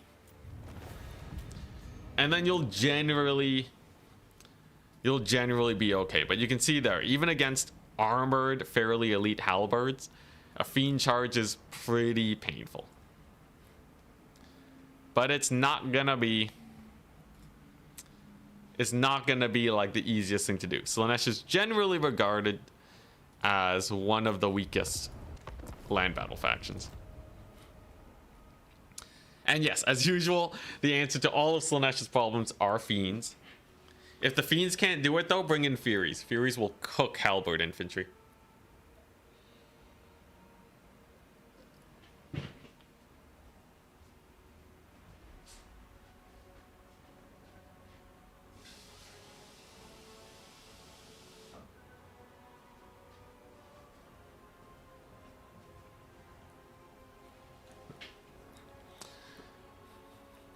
But yeah, that was helpful. What's up with the YouTube chatters? I missed it. But it looks like one of my moderators got to them, so we're good. Every once in a while you get some crazy people. It's okay. Such is the streaming life.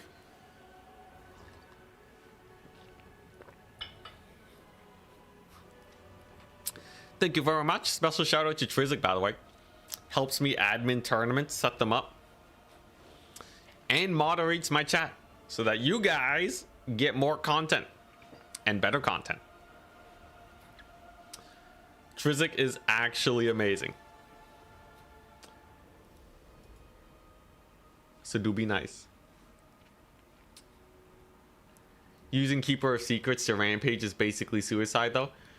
They will die to ranged before getting in. Pavane is better. Now that's a pretty hot take.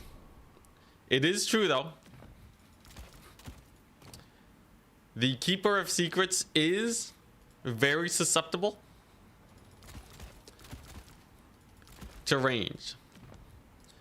The solution, as with many solutions in Warhammer, is to get good. You just have to dodge it, man. If there's one thing campaign players are good at, it's getting a little bit of dodging in. So these guys fire pretty fast, so you have to be a little careful. But after they get their first volley off, right? It's not the end of the world. Huntsmen are not going to hit your keeper, and you see between their reload times, if you charge straight forward while they're reloading, what are they gonna do? You have Pit of Shades, disrupt the fools, and then so what if your lord loses half HP? They heal as when units are routing nearby, and then all this cavalry is gonna move in, completely not getting shot up by these guys while your lord dodges. That's what I want to see, man. I love it when people target my lord, because I know I can reliably dodge. Now, if you can't reliably dodge, that's something you're just gonna have to work on. Because if you're playing Slaanesh and you're not dodging like a mad lad, then it's just not really the faction for you. Your lord is always going to get sniped, and that's just not a very comfortable situation. But if you kind of whip out the campaign tactics, it's not too bad. Would highly recommend.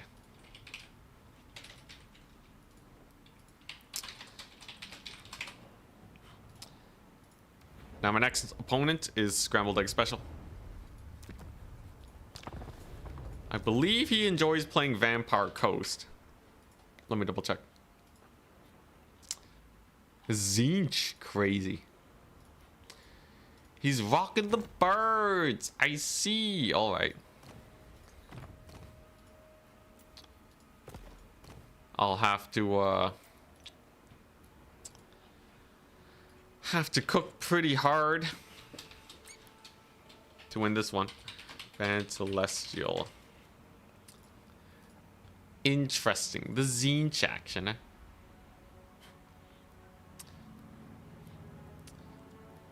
Yeah, the problem is like some factions will have nets. It kind of depends on which box you're dealing with. Even Empire, though, you can just chuck out a Pit of Shades on their front line. Or a Pendulum. Pendulum and a Swift Charge will usually break the boxes really well. And their units are quite routable. They don't have a lot of ITP. Pavane can be a little awkward because there's ways to play around Pavane, which is why I don't really like it. But if it works at your level, run Pavane. I'm not completely against it.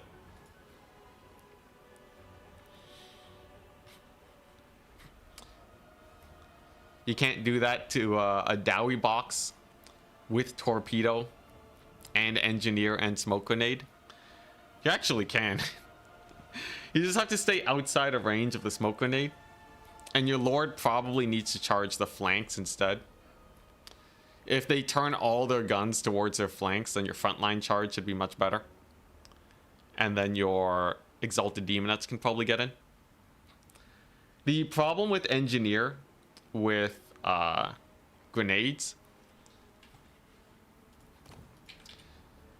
Rapturous Expanse. The problem with Engineer and grenades is that he costs 1,000 gold almost. Or no, I think you can get him to like, can't you get him to like 800? Torpedoes at 900 though. And to get enough to actually kill a Lord, it's a little sketchy. You can make use of charge bonus though to get in a little bit faster. But you have to remember, right? Like all the tools to shut down your Lord will make their army smaller. Right? They can't get torpedoes, an engineer with slow, and blasting charges, and a front line that can beat your front line. It'll be difficult, right? Because it's a bad matchup for Slaanesh. They just suck in land battle. But you can absolutely use the same tactics where you waste their first volley and then you have 9 seconds of freedom to just charge in and wreck shop. To actually kill a Lord too with the slow, you probably need at least 2 Troll Hammers and another range unit. But it's difficult. It is absolutely not a pretty situation at all. Is Meme Tank Volley Gun good in this matchup? I'm gonna hazard a guess and say probably not. Yeah, I think Meme Tank would not do much for me, sadly.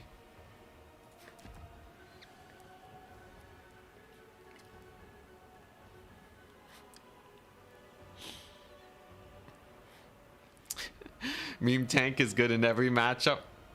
If you're brave enough, hell yeah.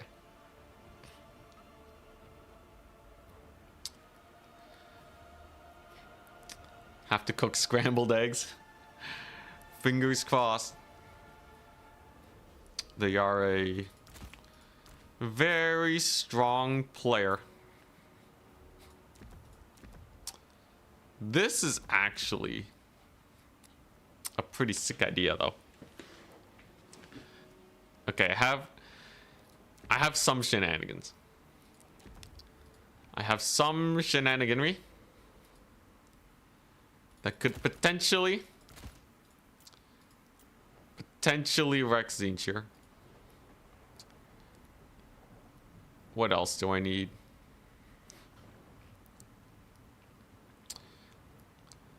On Rapturous Expanse, I don't really know how I feel about taking some heavy range because the map is quite hilly.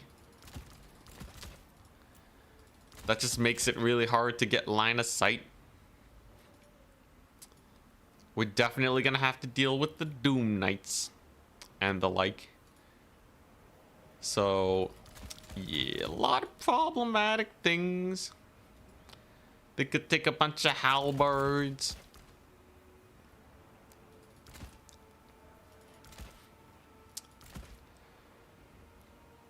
This should be okay, though.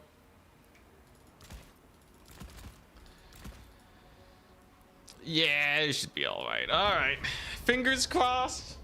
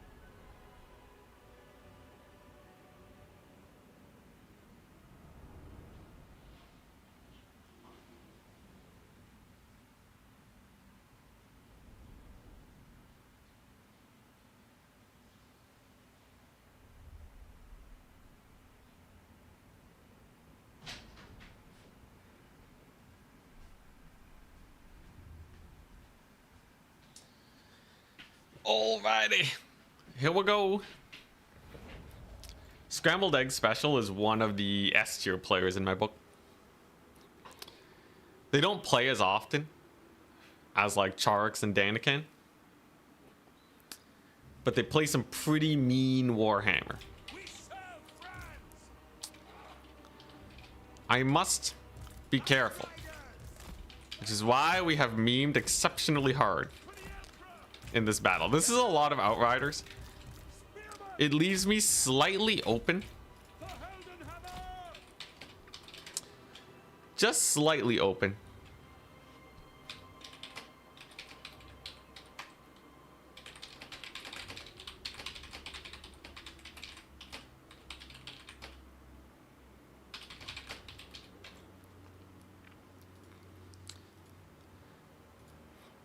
But yeah, sorry, dealing with admin. But yeah, there's a few builds that will counter this pretty well.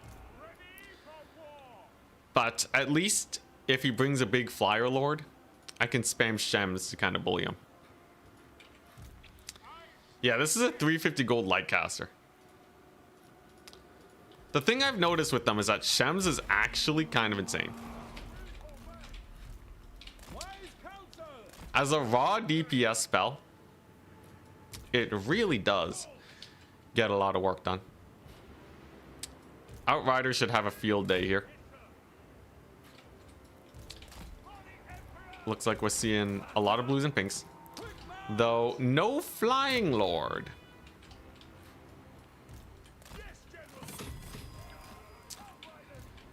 That part perplexes me ever so slightly. Now, his range is not immaculate, but by falling into the trees and closer to his infantry, he does make life a little bit more difficult for me to get my shots off. I see he has Plague of Rust and Final Transmutation. This is some sort of weird Zinch Mantide build, alright. Now, if he doesn't have an answer to Boris, though,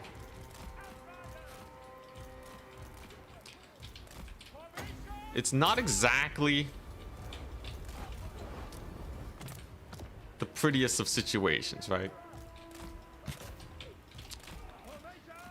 Like, yeah, there's a few Furies here, but they ain't no big deal.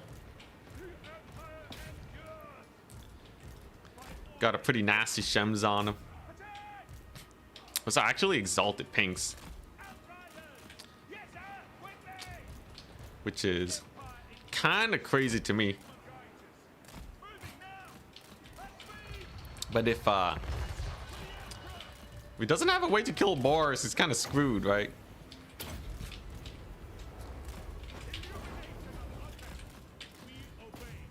So, I don't know.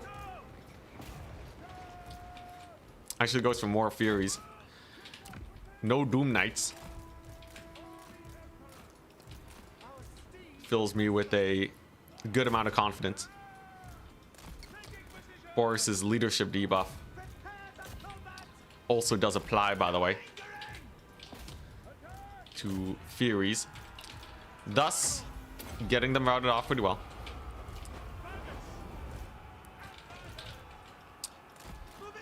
You get pretty nice Shems on the Marauders. Map ain't super flat, so could definitely be better, but I feel like right now he can't really approach my position, right? This feels like another one of those situations where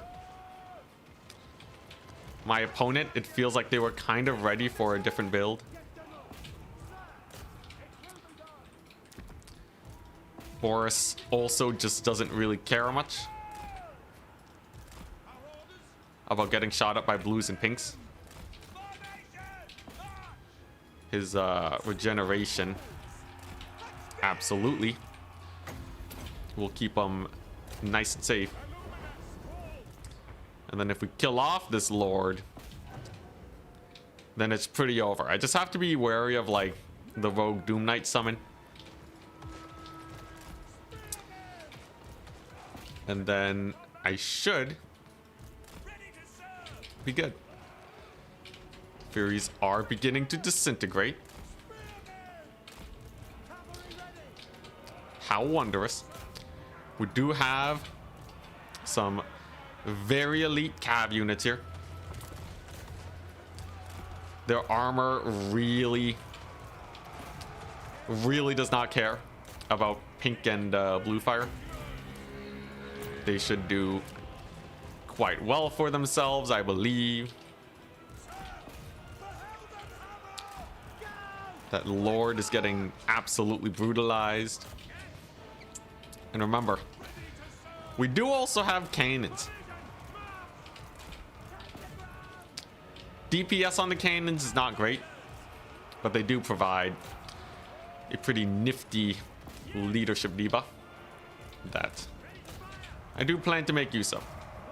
When you summon in units too, by the way, they don't actually start with shields. So that'll give Boris an opportunity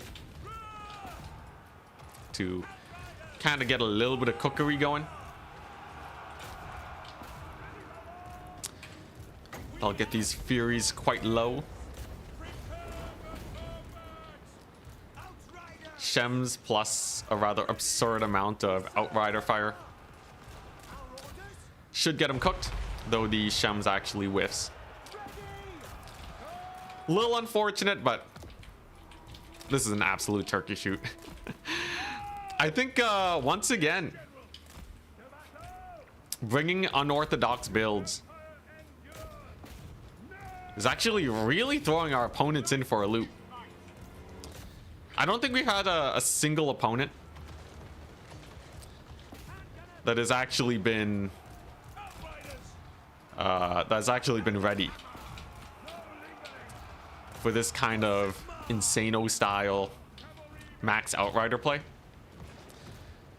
Not only are we seeing a lot of misplays, you know, being teased out, like just the constant barrage of Furies here that are just getting suicided into my anti-infantry knights. But also their starting builds are just not really well suited for the circumstances. I think a lot of people will generally try to bring a lot of infantry to trying to bog down the Empire. They're also rather good against war wagon type play too, which I am particularly famous for going for a lot of the time. But the mix-ups are going well. Look at the Furies. Against our Nuln Iron sides, they lose their shields extraordinarily quickly. We can just peel in over there. These Furies, if they land, I got more anti-infantry cav at the ready. And we're just feeling rather comfortable here.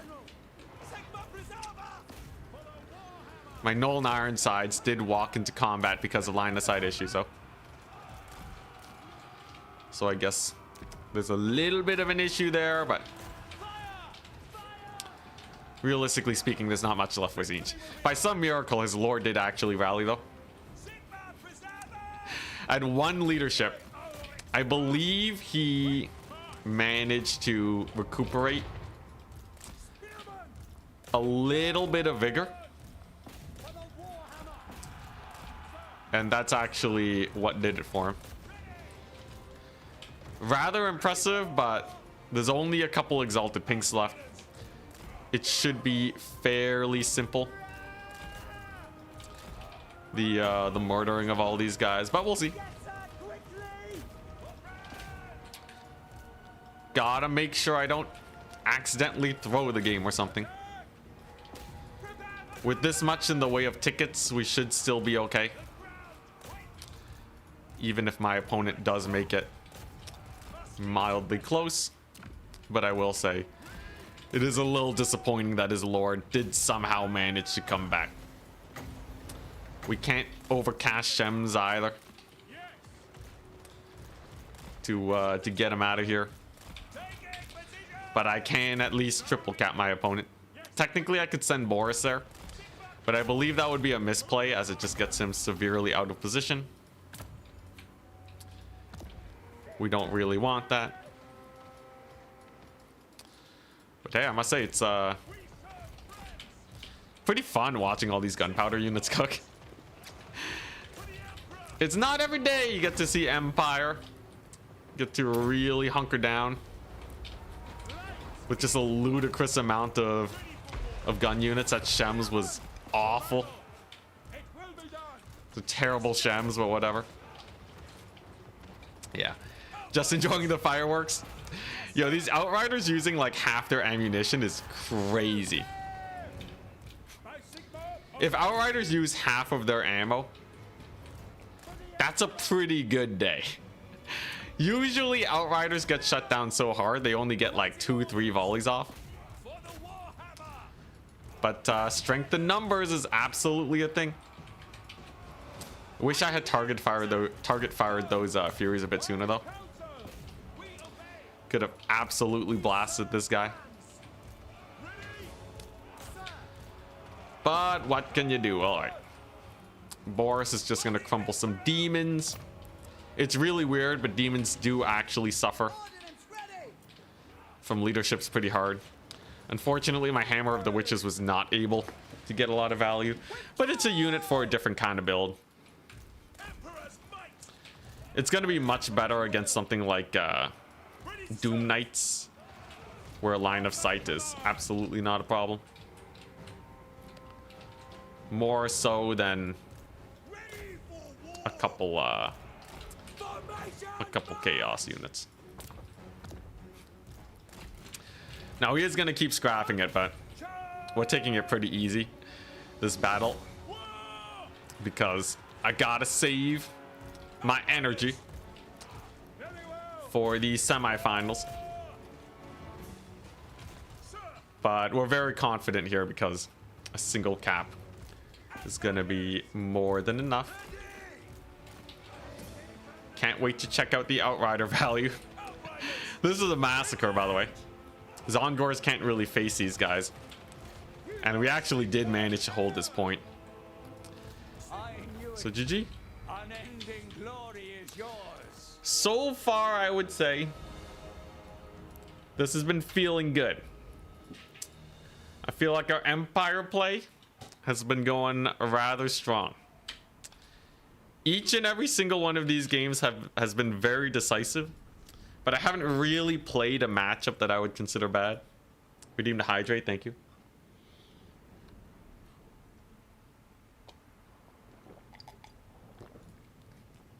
Am I trying to make Outriders good? I think they might just be good. Though technically their value didn't actually pay for themselves, I think the fact that they routed off some Furious is really good.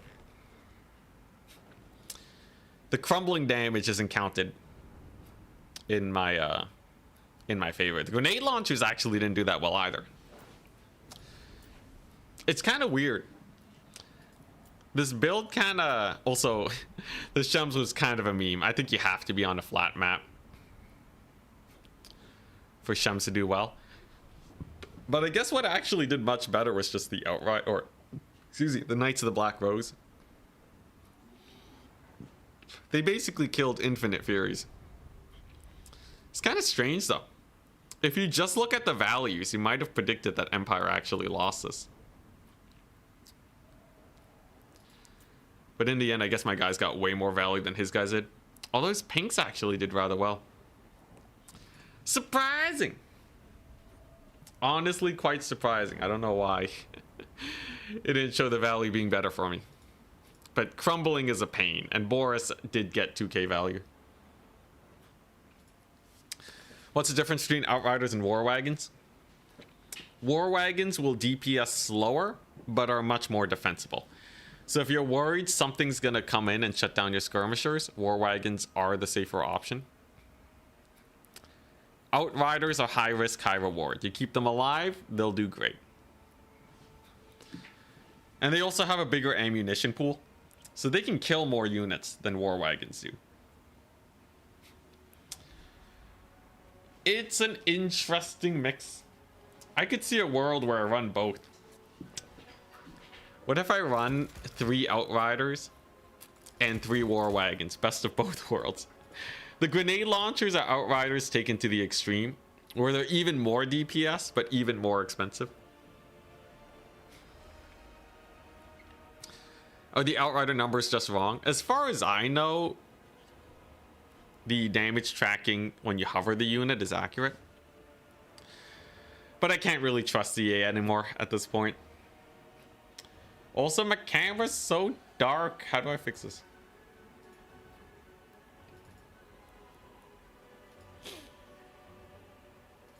Okay, just up the gain. Ooh. Why, hello there. Look at that. Lighting almost looks acceptable. The game can't keep units. It definitely can't keep the value correct. In the tracker, the total tracker in the top left. But I think it's correct for units. If it's discovered that that's also wrong, that would be crazy. What are the worst Empire matchups? I've actually been struggling versus Beastmen, where before I actually did quite well. They definitely suck versus Batonia, though.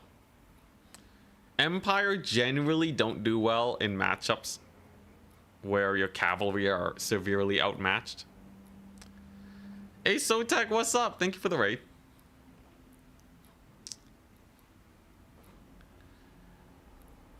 Hope your stream was good. We're just talking about bad Empire matchups. But yeah, Dwarves is bad for Empire at the lower levels. But at the higher levels, you can get enough DPS to clear them out with your Knights of the Black Rose. Dang, and on Twitch.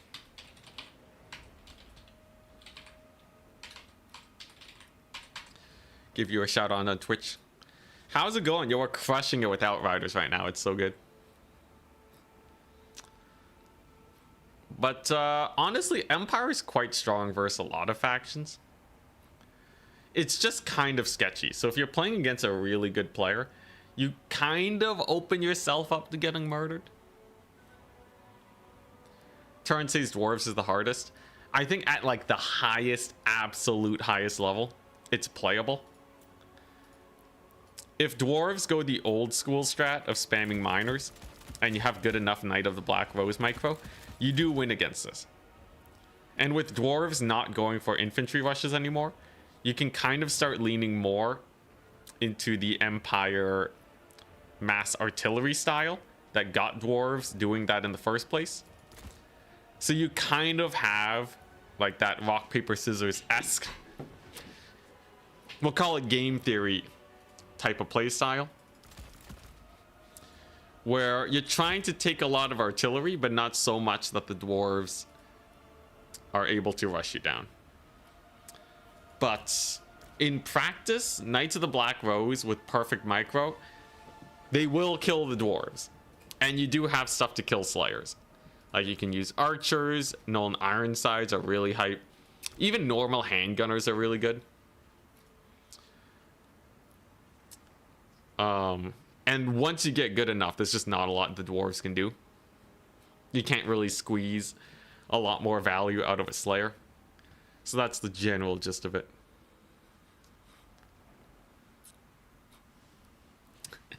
Surely this doesn't work.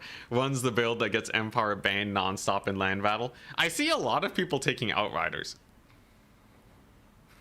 I've never really liked them, but usually when I see a lot of people running a unit, it means that I probably haven't investigated deep enough into it. And it seems that theory has proven correct, as Outriders are kind of insane.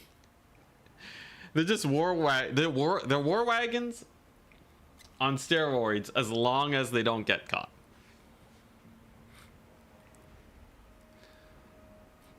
Tanks should be able to destroy Dowie artillery with minimal damage. I've never tested that before. I think steam tanks only have missile block though, right? It doesn't actually help against artillery. So I'm pretty sure it dies to dwarven cannons.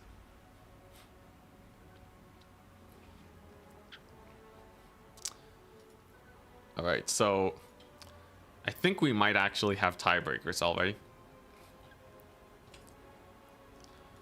The people who are still playing can't qualify for it.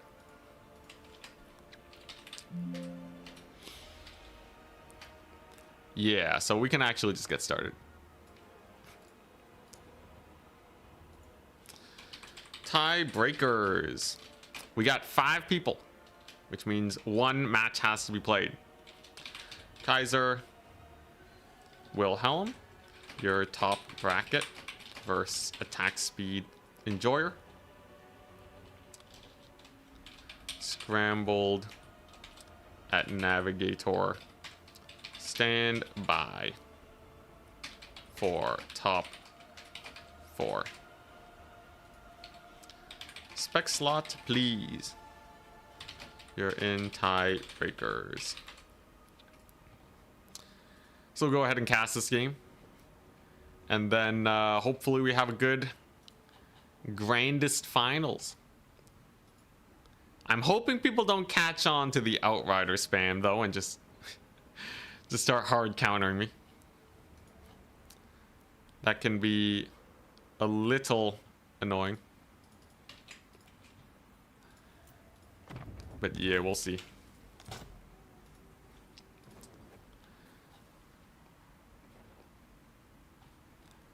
Let's see here.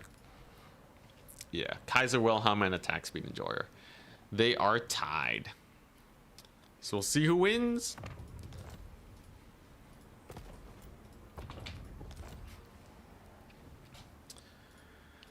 I think the winner is facing me.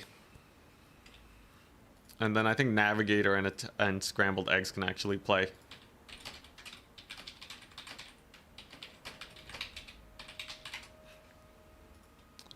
So I'll send them the code, and that should be all the adminning I need. Great success. Hopefully Attack Speed Enjoyer wins. Although I kind of want to face Kaiser Wilhelm. Unga Bunga Outrider time. Yo, it's actually been so successful.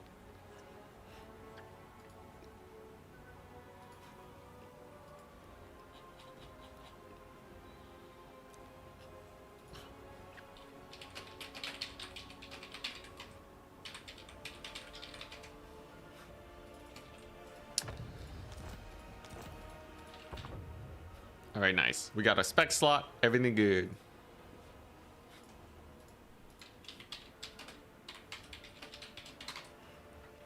And it's Norska. Ooh. Yo, I really want to try Outriders versus Norska. That sounds like a fun time.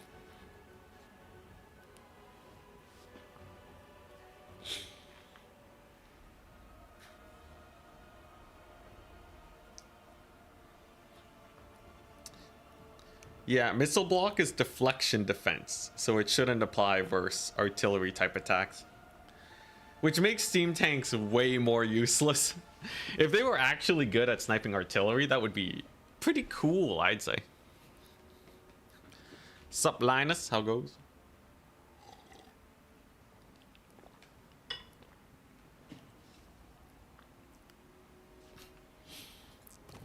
This should be pretty fun. In theory, Ogre Kingdoms is not bad.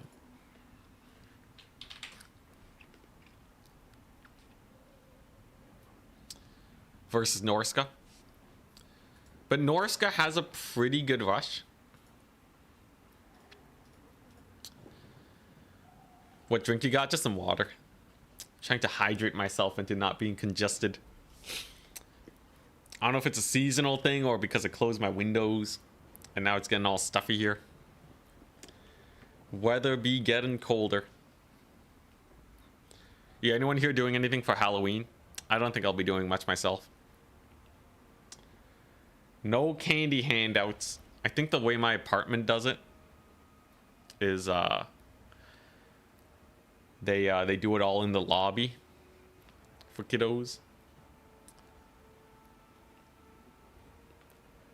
But anyways, last year there weren't too many festivities, so yeah, but I think it would be cool though. I enjoyed Halloween as a kid. You know, I would want Papa Ent, you know, in the future, in my mind's eye, to be like, you know, getting into the festivities and all that. It'd be fun. All we have though is just a shark hat for Jimmy. That's all I could afford. Are Pistoliers any good? They're okay. I kind of find Pistoliers at a weird standpoint where if you want to run away from a unit, why aren't you just running War Wagons? Because at least War Wagons have AP. Maybe against Beastmen. But then if you want something, you know, if you can actually take Pistoliers and they can shoot, why not just bring Outriders? The only exception I will have, though, is against stuff like Beastmen. I think I might actually run Pistoliers versus Beastmen because they have no armor. Though with Zongors, it kind of makes it a little sus.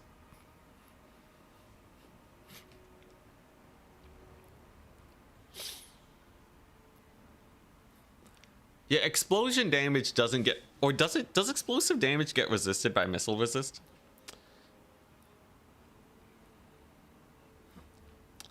Does it actually count as missile resistible? I feel like it does. Because people use those Wood Elf characters with missile resist against miners and it works.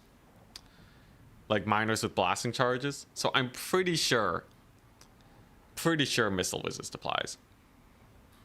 Nope. You're kidding me. You're kidding me. I'll test it out after.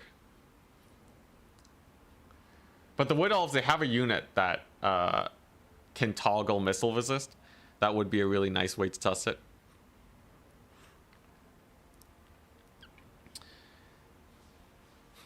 Yeah, last you used Pistoliers was when there weren't better options in the game yet. Yeah, War Wagons really shoved them into the ground. You swear? We shall test it. It shall be tested. But I'm pretty sure. I'm pretty sure missile resist saves you. Is there any high missile resist unit? Like high missile resist infantry unit in the game that I can judge based off of? I don't think so. I think it's only that one Wood Elf unit, and most people don't use them right now. I could have sworn they were using it against blasting charges. Also, dang, the map is the arena.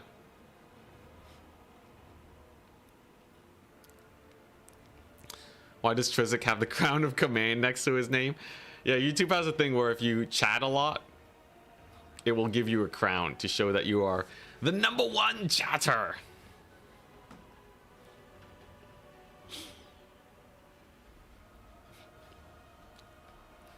Chameleon skinks have 40% missile resist. Do chameleon skinks die to grenade launchers? I feel like they do, so maybe I'm wrong. Fimir. Yeah, but no one uses explosive damage versus Fimir.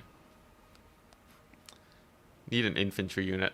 We gotta test it after this, but I have a match to play, so I don't think we'll actually get there until after the stream, sadly.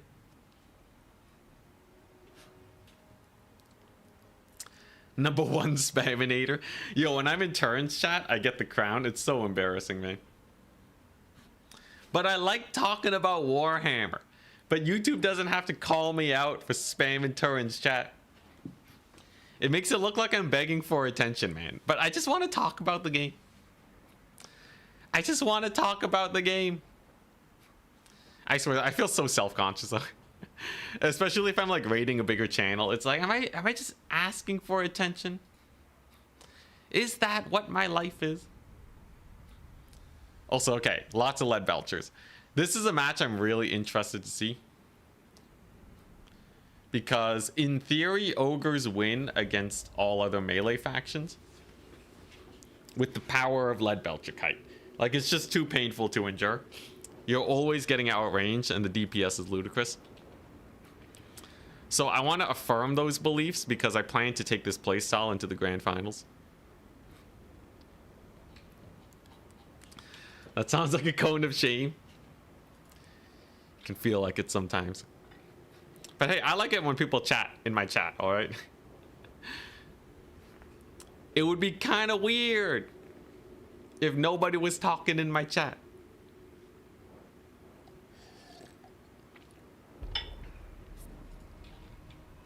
It's because of Trizic that we don't have a completely dead chat here. Also, he has to moderate, so usually you have to tell some people off. That'll get you a few more messages.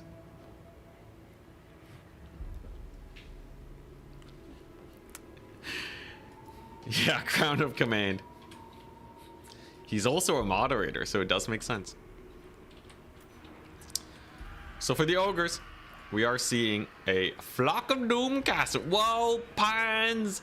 We got Pain's Impenetrable Pelt. So this spell is cool because no one runs it. It's a melee defense and speed amp with physical resist. Stacks with other physical resist, which is nice. And you can overcast it. What's not to love other than the fact that I believe it costs 150 gold instead of 100.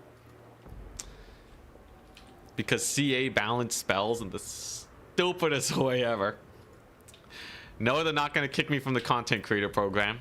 Yes, I did ask what was okay to say and what is not okay to say. TLDR, blame the game, don't blame the devs. The devs are overworked and probably understaffed. The game, though, The game, all right? It doesn't make any sense. It's dumb. It might even cost 200 gold, which would be even worse. But, yeah. I don't know how I feel about that. On the Norscan side, it's Zerker spam. Love to see it. Got a Wolfric with a boat. I personally like Throg here a bit more, but Man-Eater sniping is definitely a big threat. And the boat is still useful against the Noblar Tide. Couple Marauder Hunters. And this is your standard rush build. Now, generally, the way to play this is to get all your shots in, right? And then to goad the Norskins into chasing you into your backfield, where you can just spam units and rush them down. This is a massive map, so Norska really doesn't want to rush you down. So this should be a good ogre map. How is outriding today? Not completed yet, but we won 4-0, as you can see right below me. Right there. 4-0, baby! We had one guy leave in 30 seconds. It was jokes. He was playing Corn, had nothing to counter kite, left the game. I don't blame him, but it is very hilarious. Now, Beast of Tashnar. They're dodging some lead belcher shots. They do have missile resist, though. Up to 50%, which is actually quite high. But if they do get charged by ogres, it's not a very pretty situation. And the biggest problem here for attack speed enjoyer is actually getting line of sight.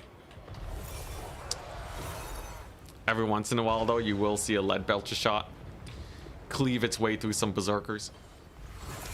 It seems like that loose formation is doing quite well for them so far. Woeful tidings. The enemy This is indeed captured one of forcing your the lead entry belchers points. Take it back. to get a little bit closer. Though these flank shots are looking pretty good. You could probably shoot up these spearmen. Yeah, there you go. Oh my god. Oh, jeez. Goodbye, half HP on the spearmen. They do not route, though. Most impact damage is going to be hitting in the first 4 seconds. So they're looking pretty decent. This one, though, off the battlefield. And now the Norscan Tide is advancing. Kaiser Wilhelm trying to get on top of those lead belchers that would otherwise annihilate his army. But he hasn't really gone a lot of tickets yet. Ticket-wise, he doesn't even have a capture point. He is triple cap. And if he doesn't capture this point and the ogres pull away, it's a little sus. Now, what do tickets mean? It means you can play for value as the ogres.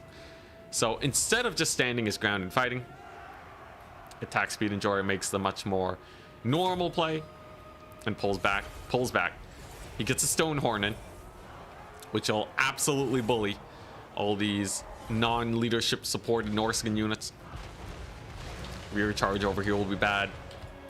And by the way, getting shot at, which apparently lead belchers count as artillery. That's a -10. So -10 to your leadership. Pretty massive. Pretty uncomfortable. He's getting close to the lead belchers, though. One of them getting a little caught up. Gets a pretty nasty boat, too.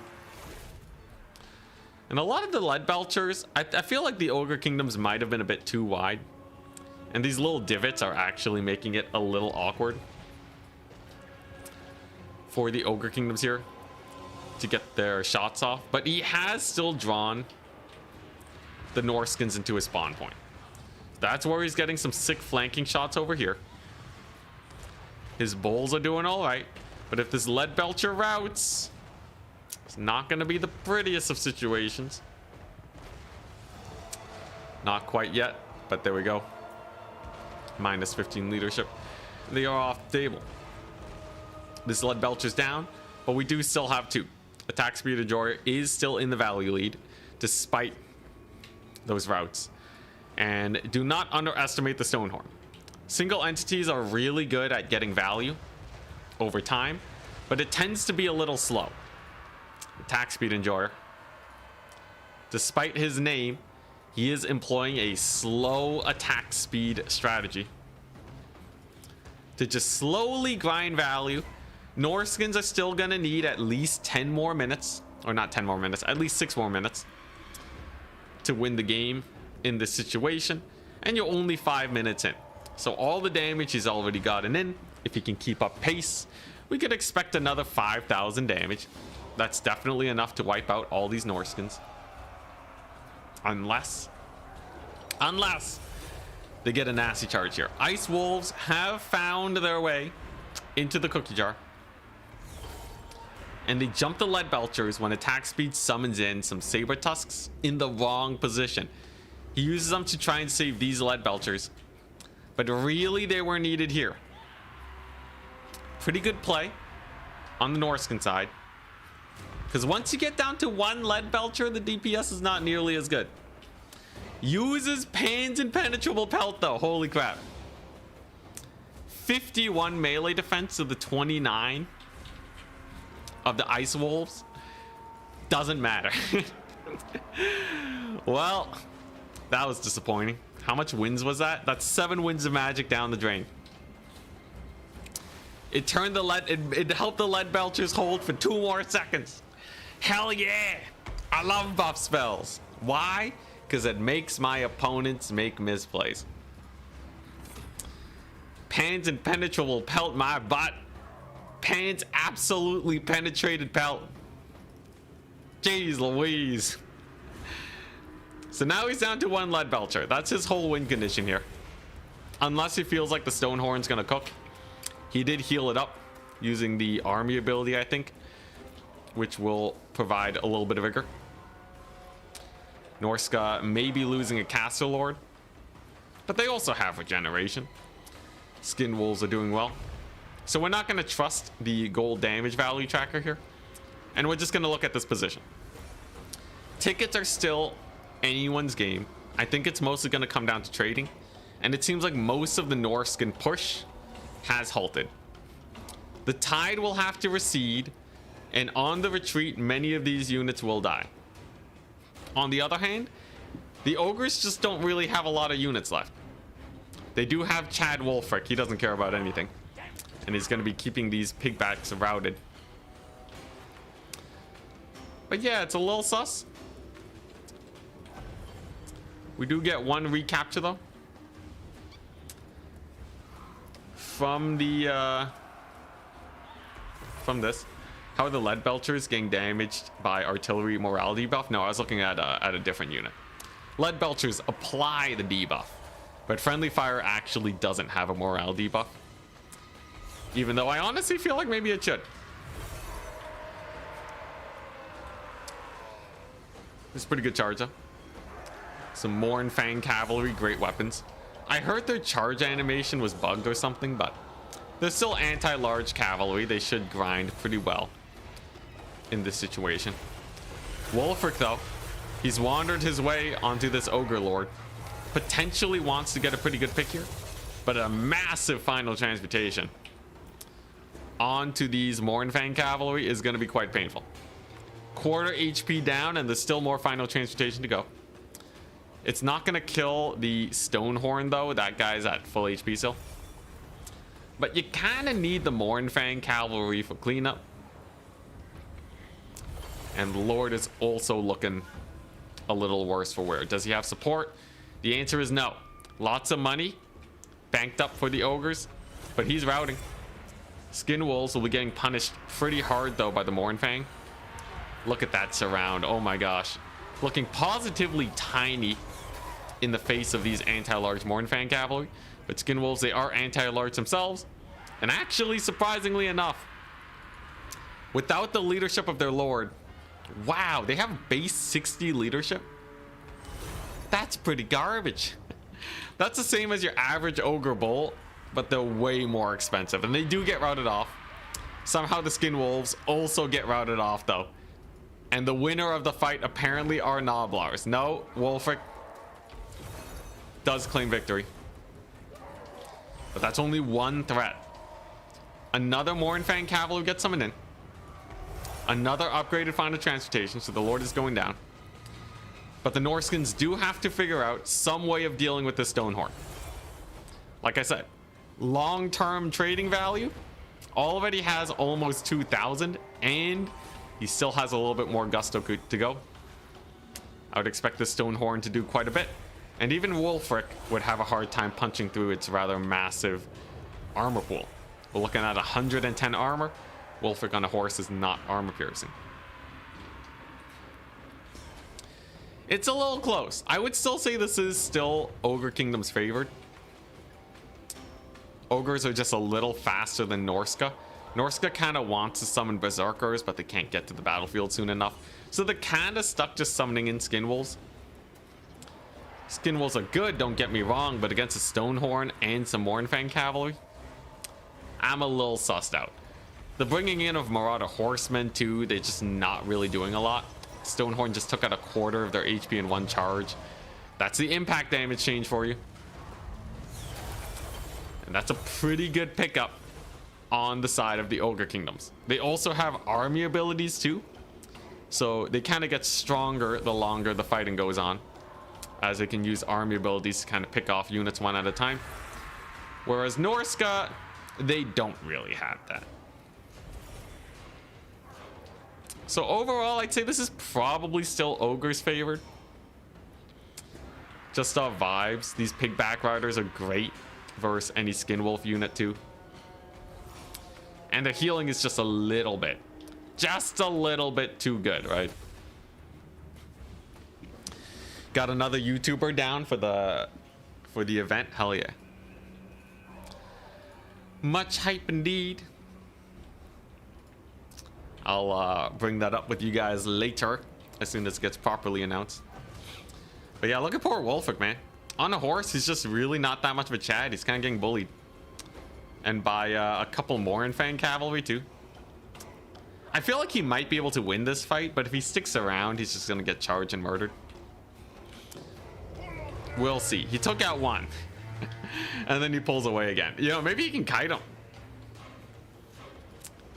Is Wulfric gonna do it?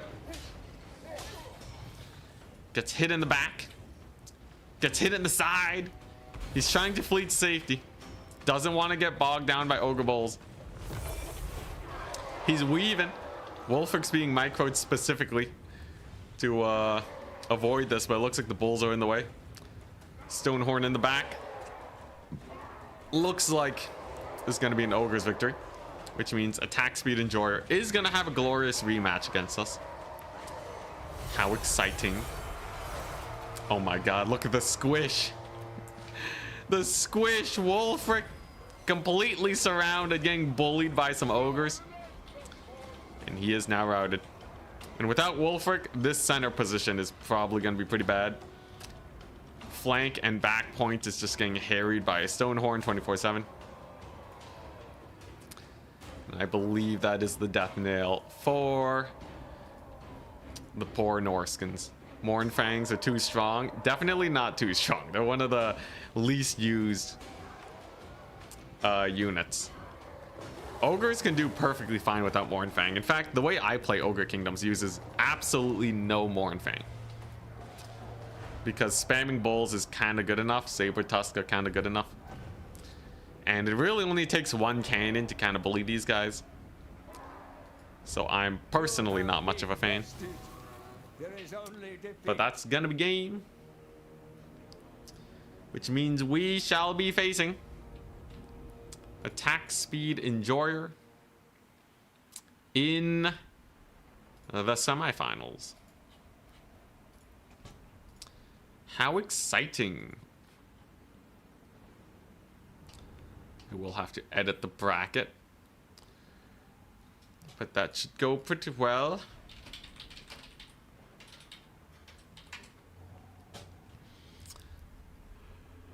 And hopefully the maps are flat. Lead Belchers actually didn't get a lot of value. I think there were a few misplays that got them caught. But playing in your opponent's backfield is just a little bit too much for the poor Norskins. Their leadership just was not able to hold up. So let's do this. Let's go over to the matches. I gotta adjust a little bit. Then we're playing versus ogres. Honestly, I feel like Empire is kind of great against anything that isn't Betonia. I think you can do better with other factions, but I do think Empire is pretty clutch once I play out some of the stronger guys.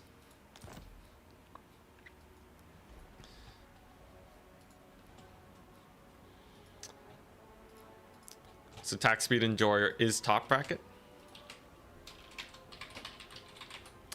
The arena, Dunes of Cain, and Proving Grounds. I think I'll just ban Proving Grounds.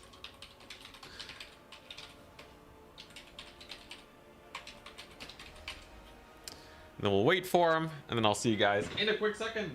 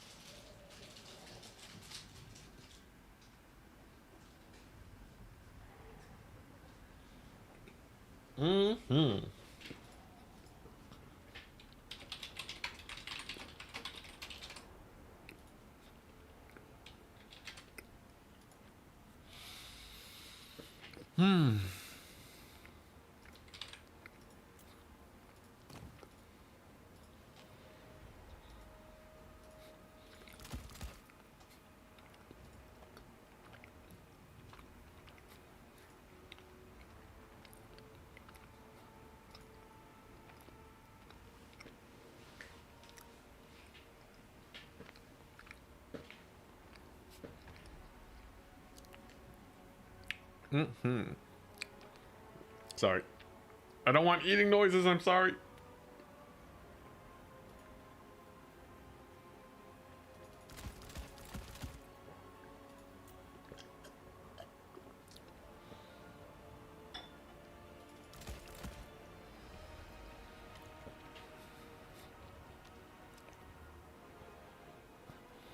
Making me hungry.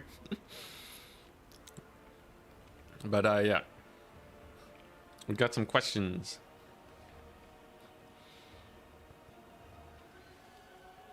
You compared Savage Orc Big Guns to Berserkers, and Berserkers are in the same in every stat. Wait, what? Wait, Berserkers don't have bonus versus large. You talking about the bonus versus infantry? I agree with you though. Berserkers are pretty crazy. And big guns are kind of average. You can make those comparisons kind of everywhere though. Kind of like Empire Spearmen versus every other unit. How's your fitness journey going? Still doing workouts? Yeah. I went to the gym yesterday. We're finally going back to the gym. I am becoming fit. I'm doing bicep curls. Is this...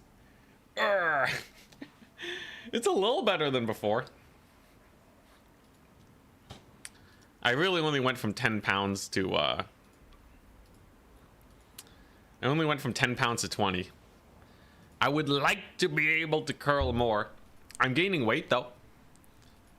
I just breached 120 The heaviest I ever weighed was 130. But yeah, I'm kind of a noodle. No Ronaldo or more squats. All right. But yeah, I'm trying to eat more. When you stream a lot, it can be pretty easy to forget to eat at times. So I kind of have to watch myself. Definitely after this battle, I'm gonna be getting some good old food for myself.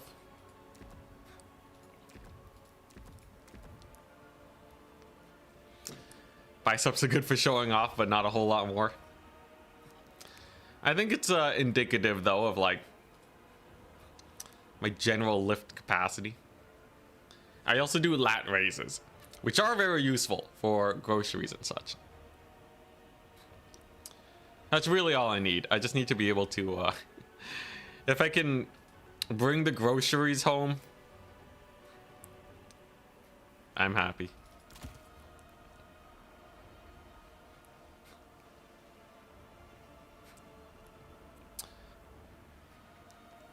Alright, so the goal here is to take just enough cannons, but not so many that he rushes and kills me. If I can just pull that off, then I will be okay. I suspect he may have just a gigantic rush in store for us, though. I should be at least a little cautious about that. But the build overall, I think it's okay. All right, let's get the squats. Dairy is good for bulking. Hell yeah. I did weighted squats. I could squat about a little under 50 pounds. It's not that much, but it's a start. Trust you ain't a noodle. I'm still really thin though, but at least we have a bit of muscle. 5 more. 1, 2, oh jeez. 3, 4, oh jeez. 5, all right. That was kind of a cheaty last squat, but I'm dying. Oh, okay. No more squats. I already hit the gym yesterday. My legs are killing me. Oh, and it's just making me more hungry. How am I to sate myself? I'm gonna stuff my face after the stream. In fact, I'll grab another quick snack since attack speed's taking a while.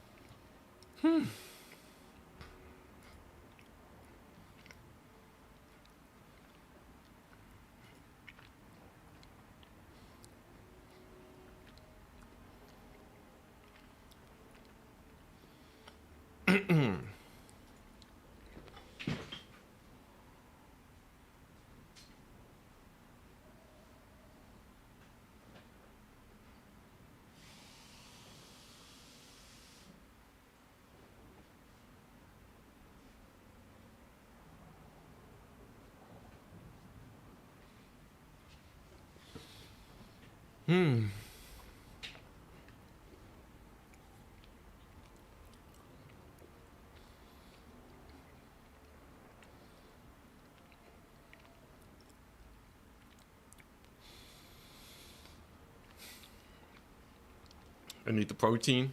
It's okay, I have Costco chicken.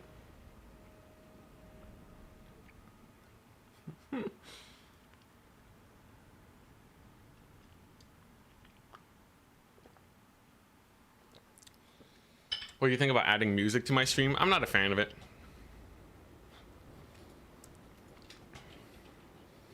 I think everyone has their own preferences for music. And it kind of niches down my audience more than I feel like is necessary. And more options feels better to me generally. Like if people want music in the background, they can just play it in like a separate YouTube video or something. A little inconvenient, but yeah. It's also just more to manage, which I'm not really into. All those sort of things. But anyways, this is the Don't Rush Me army. And this is the I dare you to rush me reinforcements. With the might of all this combined, we will have an army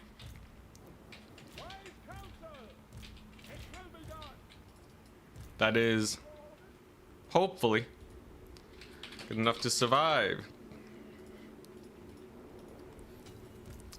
Attack speed has 8 units. That's kind of ludicrous. This guy.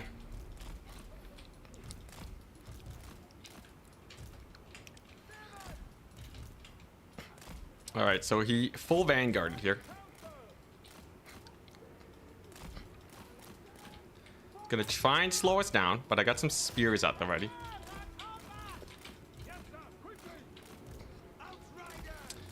I don't know how many Outriders he'll rout off, but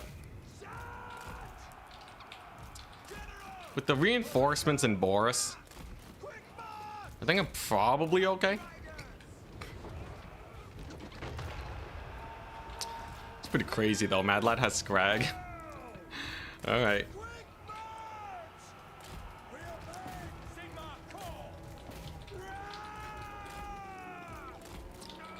There's more vultures over here. Do I have a way to flank him though? That's the real question. And how's little Scraggy doing?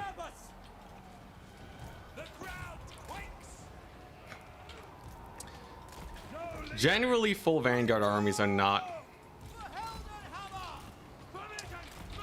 exactly the best, because Vanguarded units just don't really have the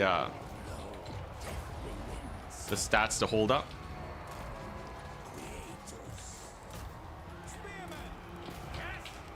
But I guess we'll see. Thankfully, my quick micro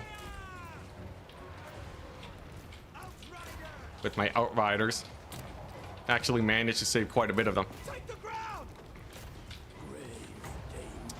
I should just be able to yeah, I should just be able to shoot him up now, right? I have a whack load of archers. Got a whack load of spears.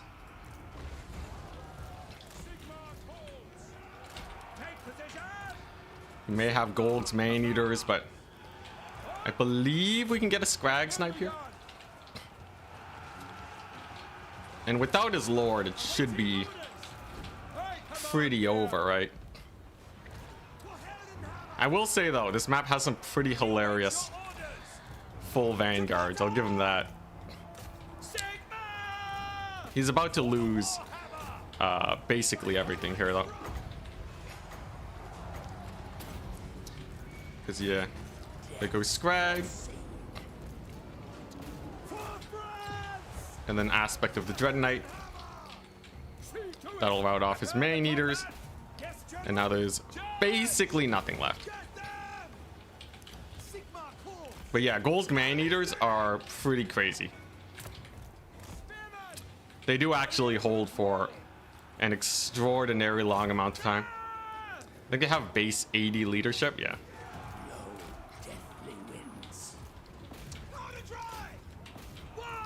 So you do have to be a little careful about them. In the end, though, just an infinite number of spears. They'll get the job done. And then we'll shoot Scrag to death. I'll get some Royal Altar of Griffites in here. And yeah, there's like nothing left. He does have a he does have a hunter on a Stonehorn though. But against quad Outrider, there's no way, right?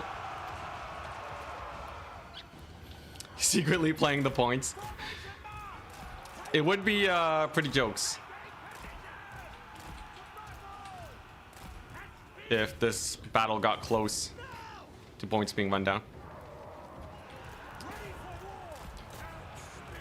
It's a pretty brutal volley though. Those Outriders, they really don't joke around.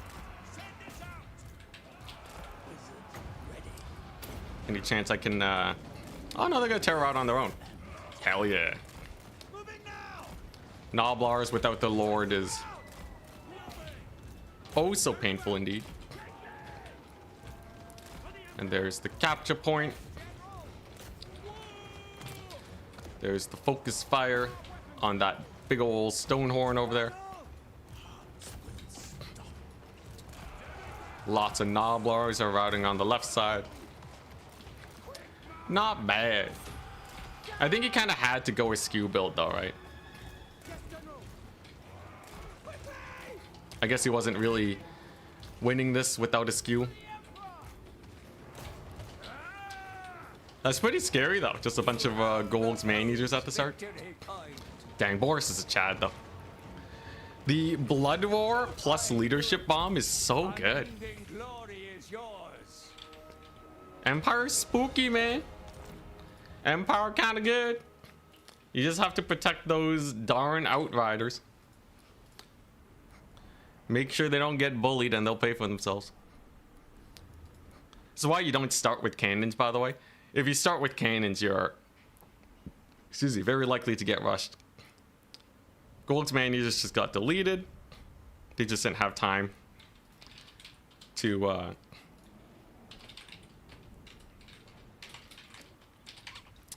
yeah, they just didn't really have a lot of time to get their value back.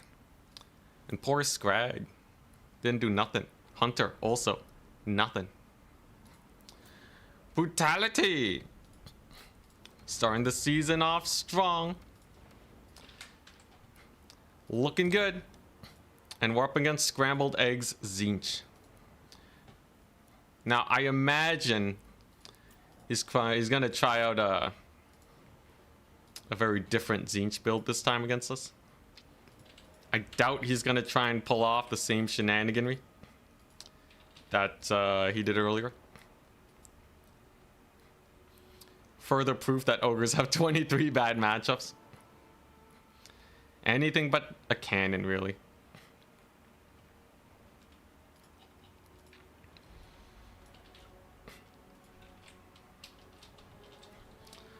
So Whirling Maelstrom, Crystal Lake, Blazing Ramparts. Ban Whirling. So either on Crystal Lakes or Blazing Ramparts. How nice.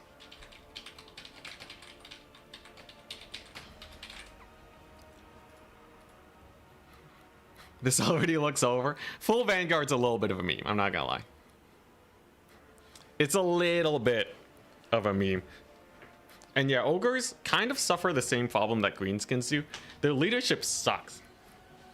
So death magic is actually kind of crazy against them.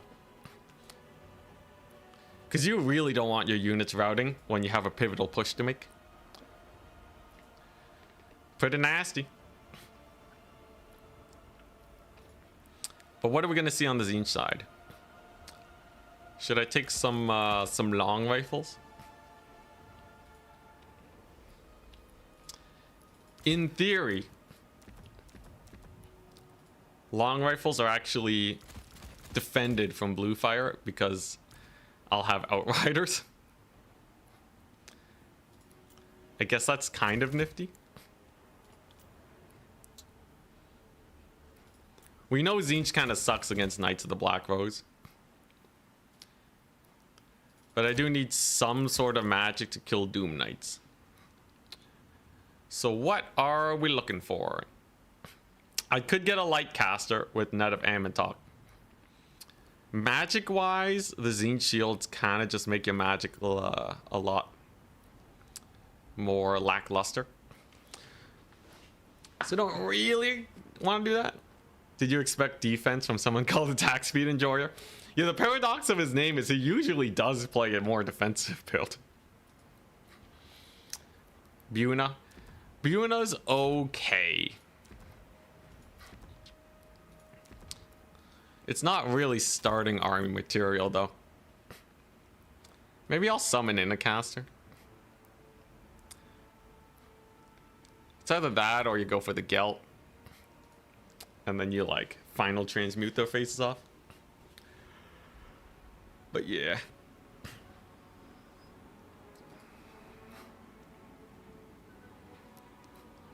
Meme tank or no balls. Steam tank is so bad versus Tzeentch, I would just lose. It's not worth. Ultra not worth. Now Tzeentch sometimes goes for Chaos Knights of Tzeentch. And Centaurs. Both options I really don't have that many answers to. You can't really go Elite Infantry versus Tzeentch. That's asking to get blue fired in the face. So, what am I looking at even? What am I even running? I guess this is okay. I guess you can't really go wrong with this. What does this do? Yeah, okay, alright. He says he can't find the top 4. We sent them a link. Hopefully our opponent will get here. And then we'll have a nice face-off against Tzeentch. Man, if they gave Empire Bretonnian Cavalry, they would actually be an insane faction that just is just well-rounded. But their cav sucks. Oh my gosh, Demigryph Knights. Demi Knights is so jank, man.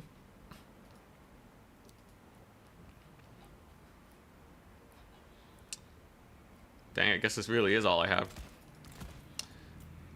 Okay, slightly worrying. I would say this build is slightly worrying if we go up against Tzeentch. But probably good enough.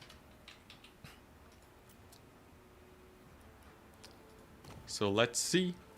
I'm ready. There he is. He wants to play Blazing Ramparts. Oh boy.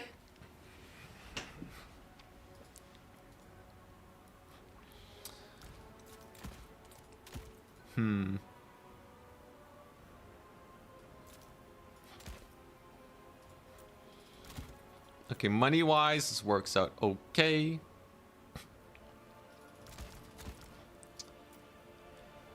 And then I guess against Tzeentch, sure, I'll take one of those. It's kind of an awkward build. It should be fun though. I should change my banner, however. Nice red banner to match the landscape. What happened to Griffites? I feel like they used to be in every Empire build. They're still okay. Like, they're not the worst. And as Empire, you kind of just need a source of terror. In fact, a lot of my builds still run them, but not because they're like amazing. It's out of necessity. Like, it doesn't matter how expensive they are. Empire just needs an armor-piercing anti-large cav unit. And that's what Griffites are. So you're kind of willing to pay whatever it takes to get them onto the battlefield. kind of a problem when it comes to Empire.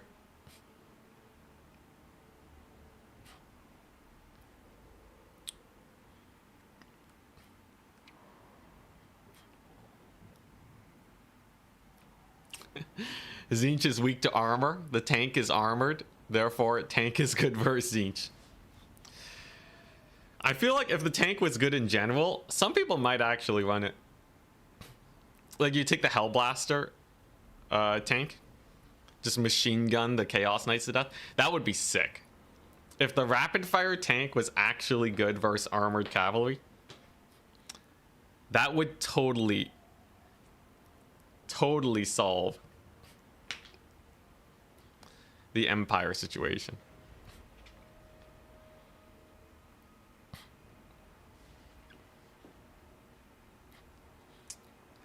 Life to preserve Boris and ROR demogryphs. Plus the slowing effect. What slowing effect? Oh, the slowing spell for life. Yeah. I think I'm most worried about Doom Knights. This build should have enough for them, though.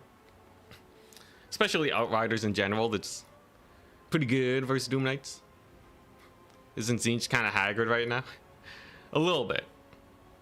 I would say Tzeentch is like a B tier faction. Useful only in a few counterpicks, and that's about it. But that doesn't mean they're not scary. They have some pretty mean strats.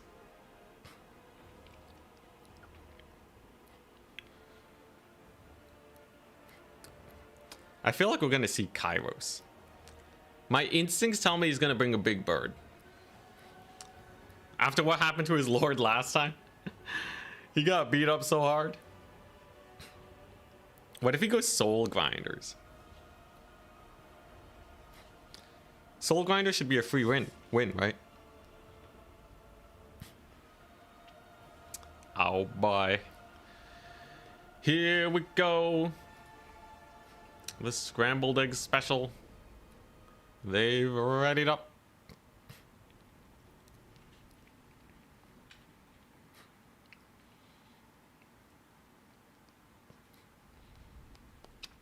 So I brought 4 Outriders, as is expected of me. I have a cannon in reserve, and I feel like this map, this is a long rifle map. Like, you park the long rifles here, and then you win the game.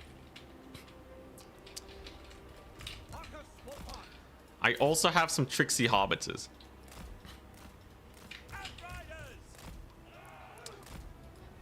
So if he deploys anything here, it's getting netted immediately, right? I have Cav to back these guys up. And then a singular long rifle to cook him up. This is my net caster. This is my Buna caster. This way we won't be caught out with ineffectual magic. More long rifles if he spams pinks and blues like last time. Pistoliers for Centaurs. Overall, I feel like this is a pretty nice build.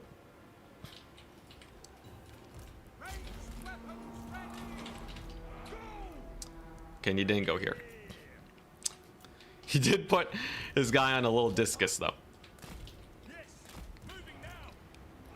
That ensures that he can't really get caught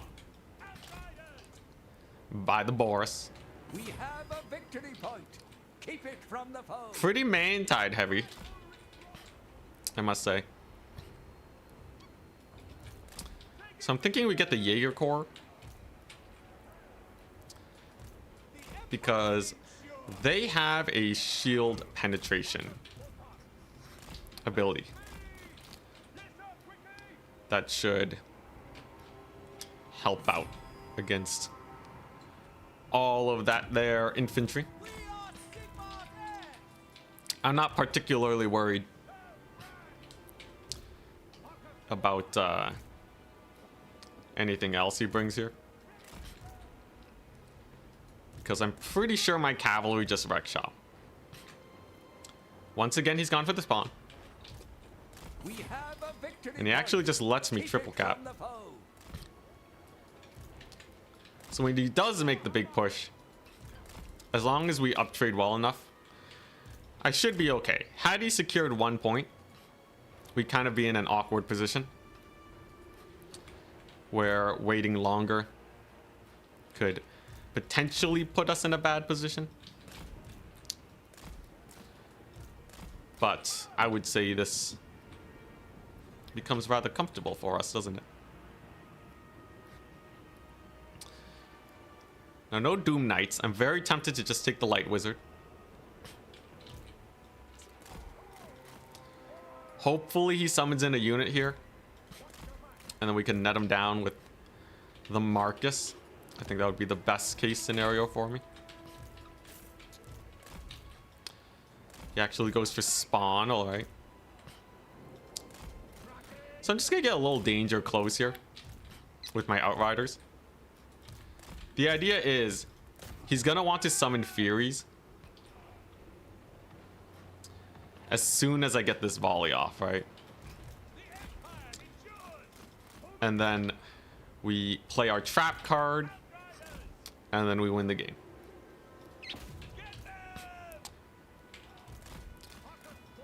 At least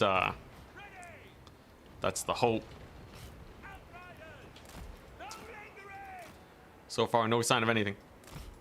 It's a actually pretty brutal shot there on my guys. I actually don't know how I feel about summoning in the artillery piece. One thing we could do though is that we can just contest these points when he finally pushes out, and we may just win on tickets.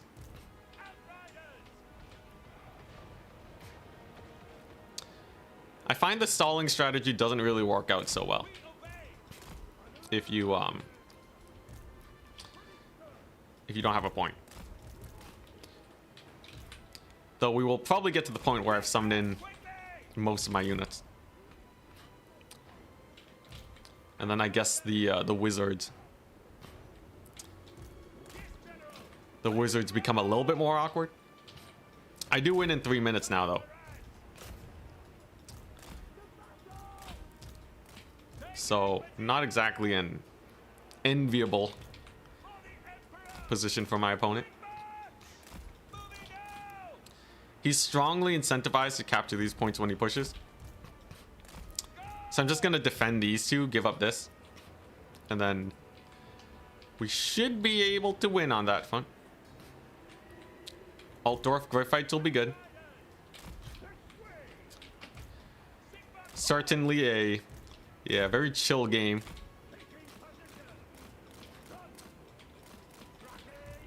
Not a whole lot happening. Little bit of a move out. Anytime he gets his pinks to shoot though, it's kind of an awkward position for them.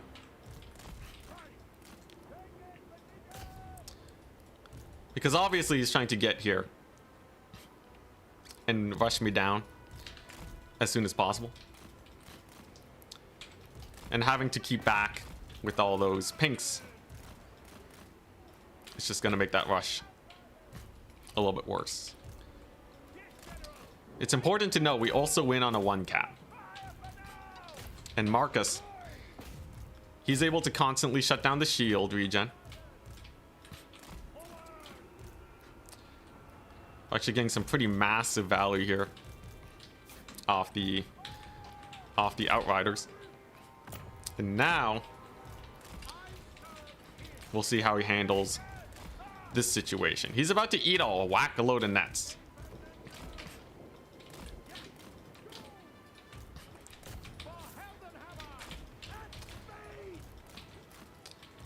So realistically, there should not be a way for him to push into this position. That is a lot of Marauders though. Net of the day just dropped. But you can see in his desperation to capture points, it just doesn't seem like he's in the greatest of positions. The net, it wears off, however. Woeful tidings. The enemy has captured one of your victory This is not points. exactly a rush, right? Okay, little discus guy is chilling, I guess. Ah, okay. He actually just wanted to get the spawn in there, alright.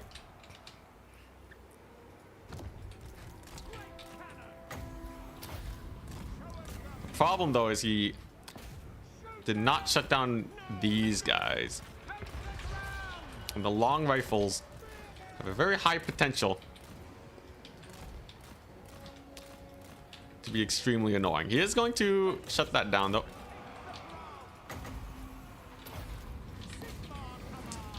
He may actually jump some of the long rifles.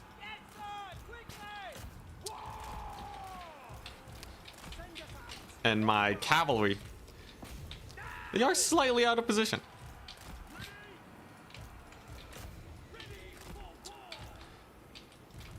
I'd say maybe this is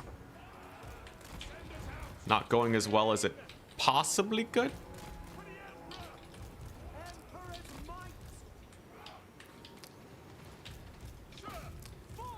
It's a little sus.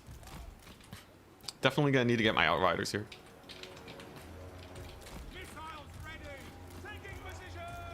But yeah, if he kills all my long rifles, that would be oh so unfortunate. Instead, he goes for my outriders instead. That's not too bad. Should be able to defend them. Should be able to reman the artillery. That'll be quite good. Left flank is maybe a little bit worrying though. Outriders are still fine. I guess I do still win on a 1-cap. So maybe I can actually make use of that. We'll have to see though. I see those Furies trying to get in there. I'm also going to try and potentially get a Lord Snipe. If we can shut him down, that'd be great. A lot of the blues and pinks are getting shut down. But the value trading could be a little better. I'm actually not that impressed by a lot of the long rifles. They seem kind of lackluster. I don't know.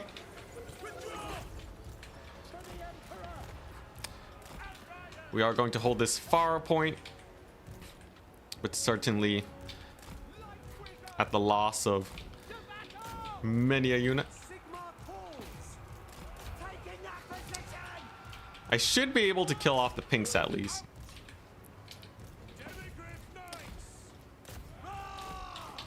And I guess most of the long rifles are still alive. But I definitely took a little bit too much range. I am able to dodge most of his Searing Dooms, thank goodness. Let's see here. He does have the triple cap though. I think we're actually gonna need to Buna this. I'm actually running out of summons. That's a little awkward.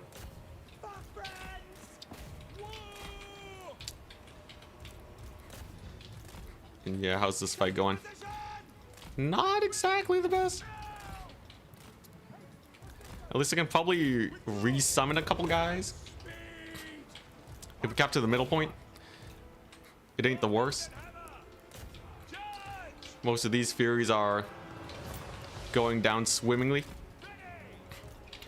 Yeah, okay. So I think here's the play. We're gonna go for the resummons and resecure the middle, I think. We're gonna resecure this. Get lots of guns. Blast them. And then victory shall be ours. I also have a wizard and some outriders here. They can potentially take a flank point. Obviously, Marcus should be pretty decent here too. Thank goodness. Got a couple outriders. And yeah, it's not the end of the world. It does feel like he's starting to run out of units. But also, not exactly the best situation either, right? Yeah, there's more spawn over there. Has some Furies on the far point. I don't think we're getting that one. I'd say this match is a little sus. I think I definitely summoned in too much range. And it felt like these long rifles just did not have a good target, did they?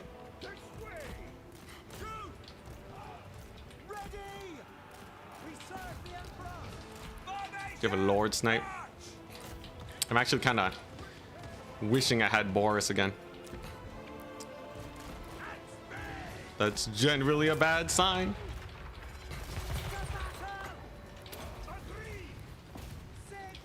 Should be able to get a little bit of work in here at least. God, those spawn though. Those spawn are such a menace. Yeah. I think I didn't have nearly enough Knights of the Black Rose. I'm actually very disappointed with how the long rifles did. And it looks like my opponent shall barely win. Though, I will still scrap it out. On the off chance that we can work some miracles here.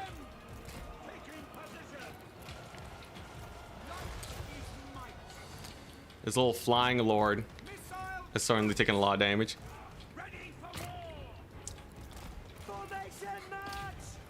Dang, I really have too much range. I'm stuck summoning in just outriders. Okay, yeah, I kind of played myself this game. Even just a little bit of cav here would get so much work done. Yeah. Just a wee bit too much. So we can get outriders here. You never know. I'm gonna go for it. Dang, look at the spam here though. Okay, so we do have the Furies routing. I guess that's okay. Unfortunately, we are completely out of magic. He has more Furies coming. Yeah. It was his build was basically just a build check.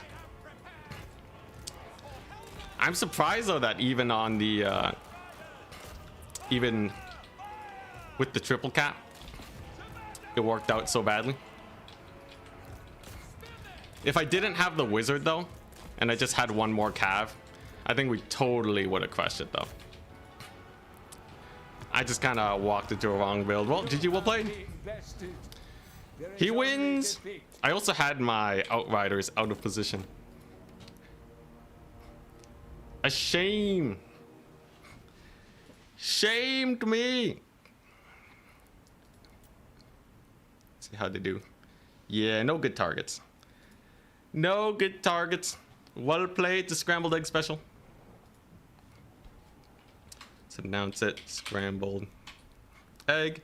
Congrats on the Zinch win. But yeah, I was actually really disappointed with how the long rifles did, considering they were able to shoot basically as much as they wanted. But he did kind of bog them down with the Marauders. I probably spent too much time shooting the Marauders and not enough time shooting spawn. And then I memed a little too close to the sun. You see how I only have like 5 cav units? The cannon was absolutely useless. And I went for a caster. Pretty rough. His spawn did okay. They were pretty good at holding the line. But yeah. That's a pretty crazy hold though. I don't think it would have worked if I had more cavalry. Like, I think it's pretty risky, but he almost has to try and go for that. Just really wish my outriders weren't out of position. But yeah, definitely no long rifles. I think if you want to really bully them, if you go for null and iron sides, they'll have the DPS where you can't really ignore them. We kind of saw them last game too. And if they live, kind of like how my Hawklands did, I think he would have been wrecked. And then you cut that stuff so that you can fit in more cav.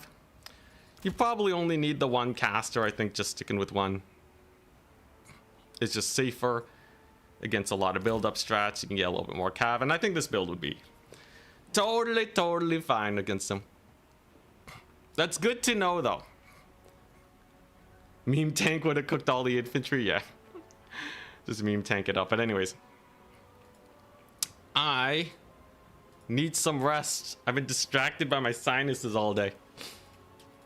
It's been very annoying, but I hope you guys had a great time. I think it was a pretty fun tournament. Definitely really fun spamming outriders. And hopefully tomorrow goes well. I'm thinking we'll try vampire counts. I kind of want to really hone my undead since I feel like they're the strongest. Oh yeah, a couple of great swords would have mega cooked. Though with the spawn, maybe not. Boris would have cooked though. Boris has such a field day. I think my first build was better, but regardless, peace and have a wonderful rest of your day. Bye bye. We'll be here tomorrow.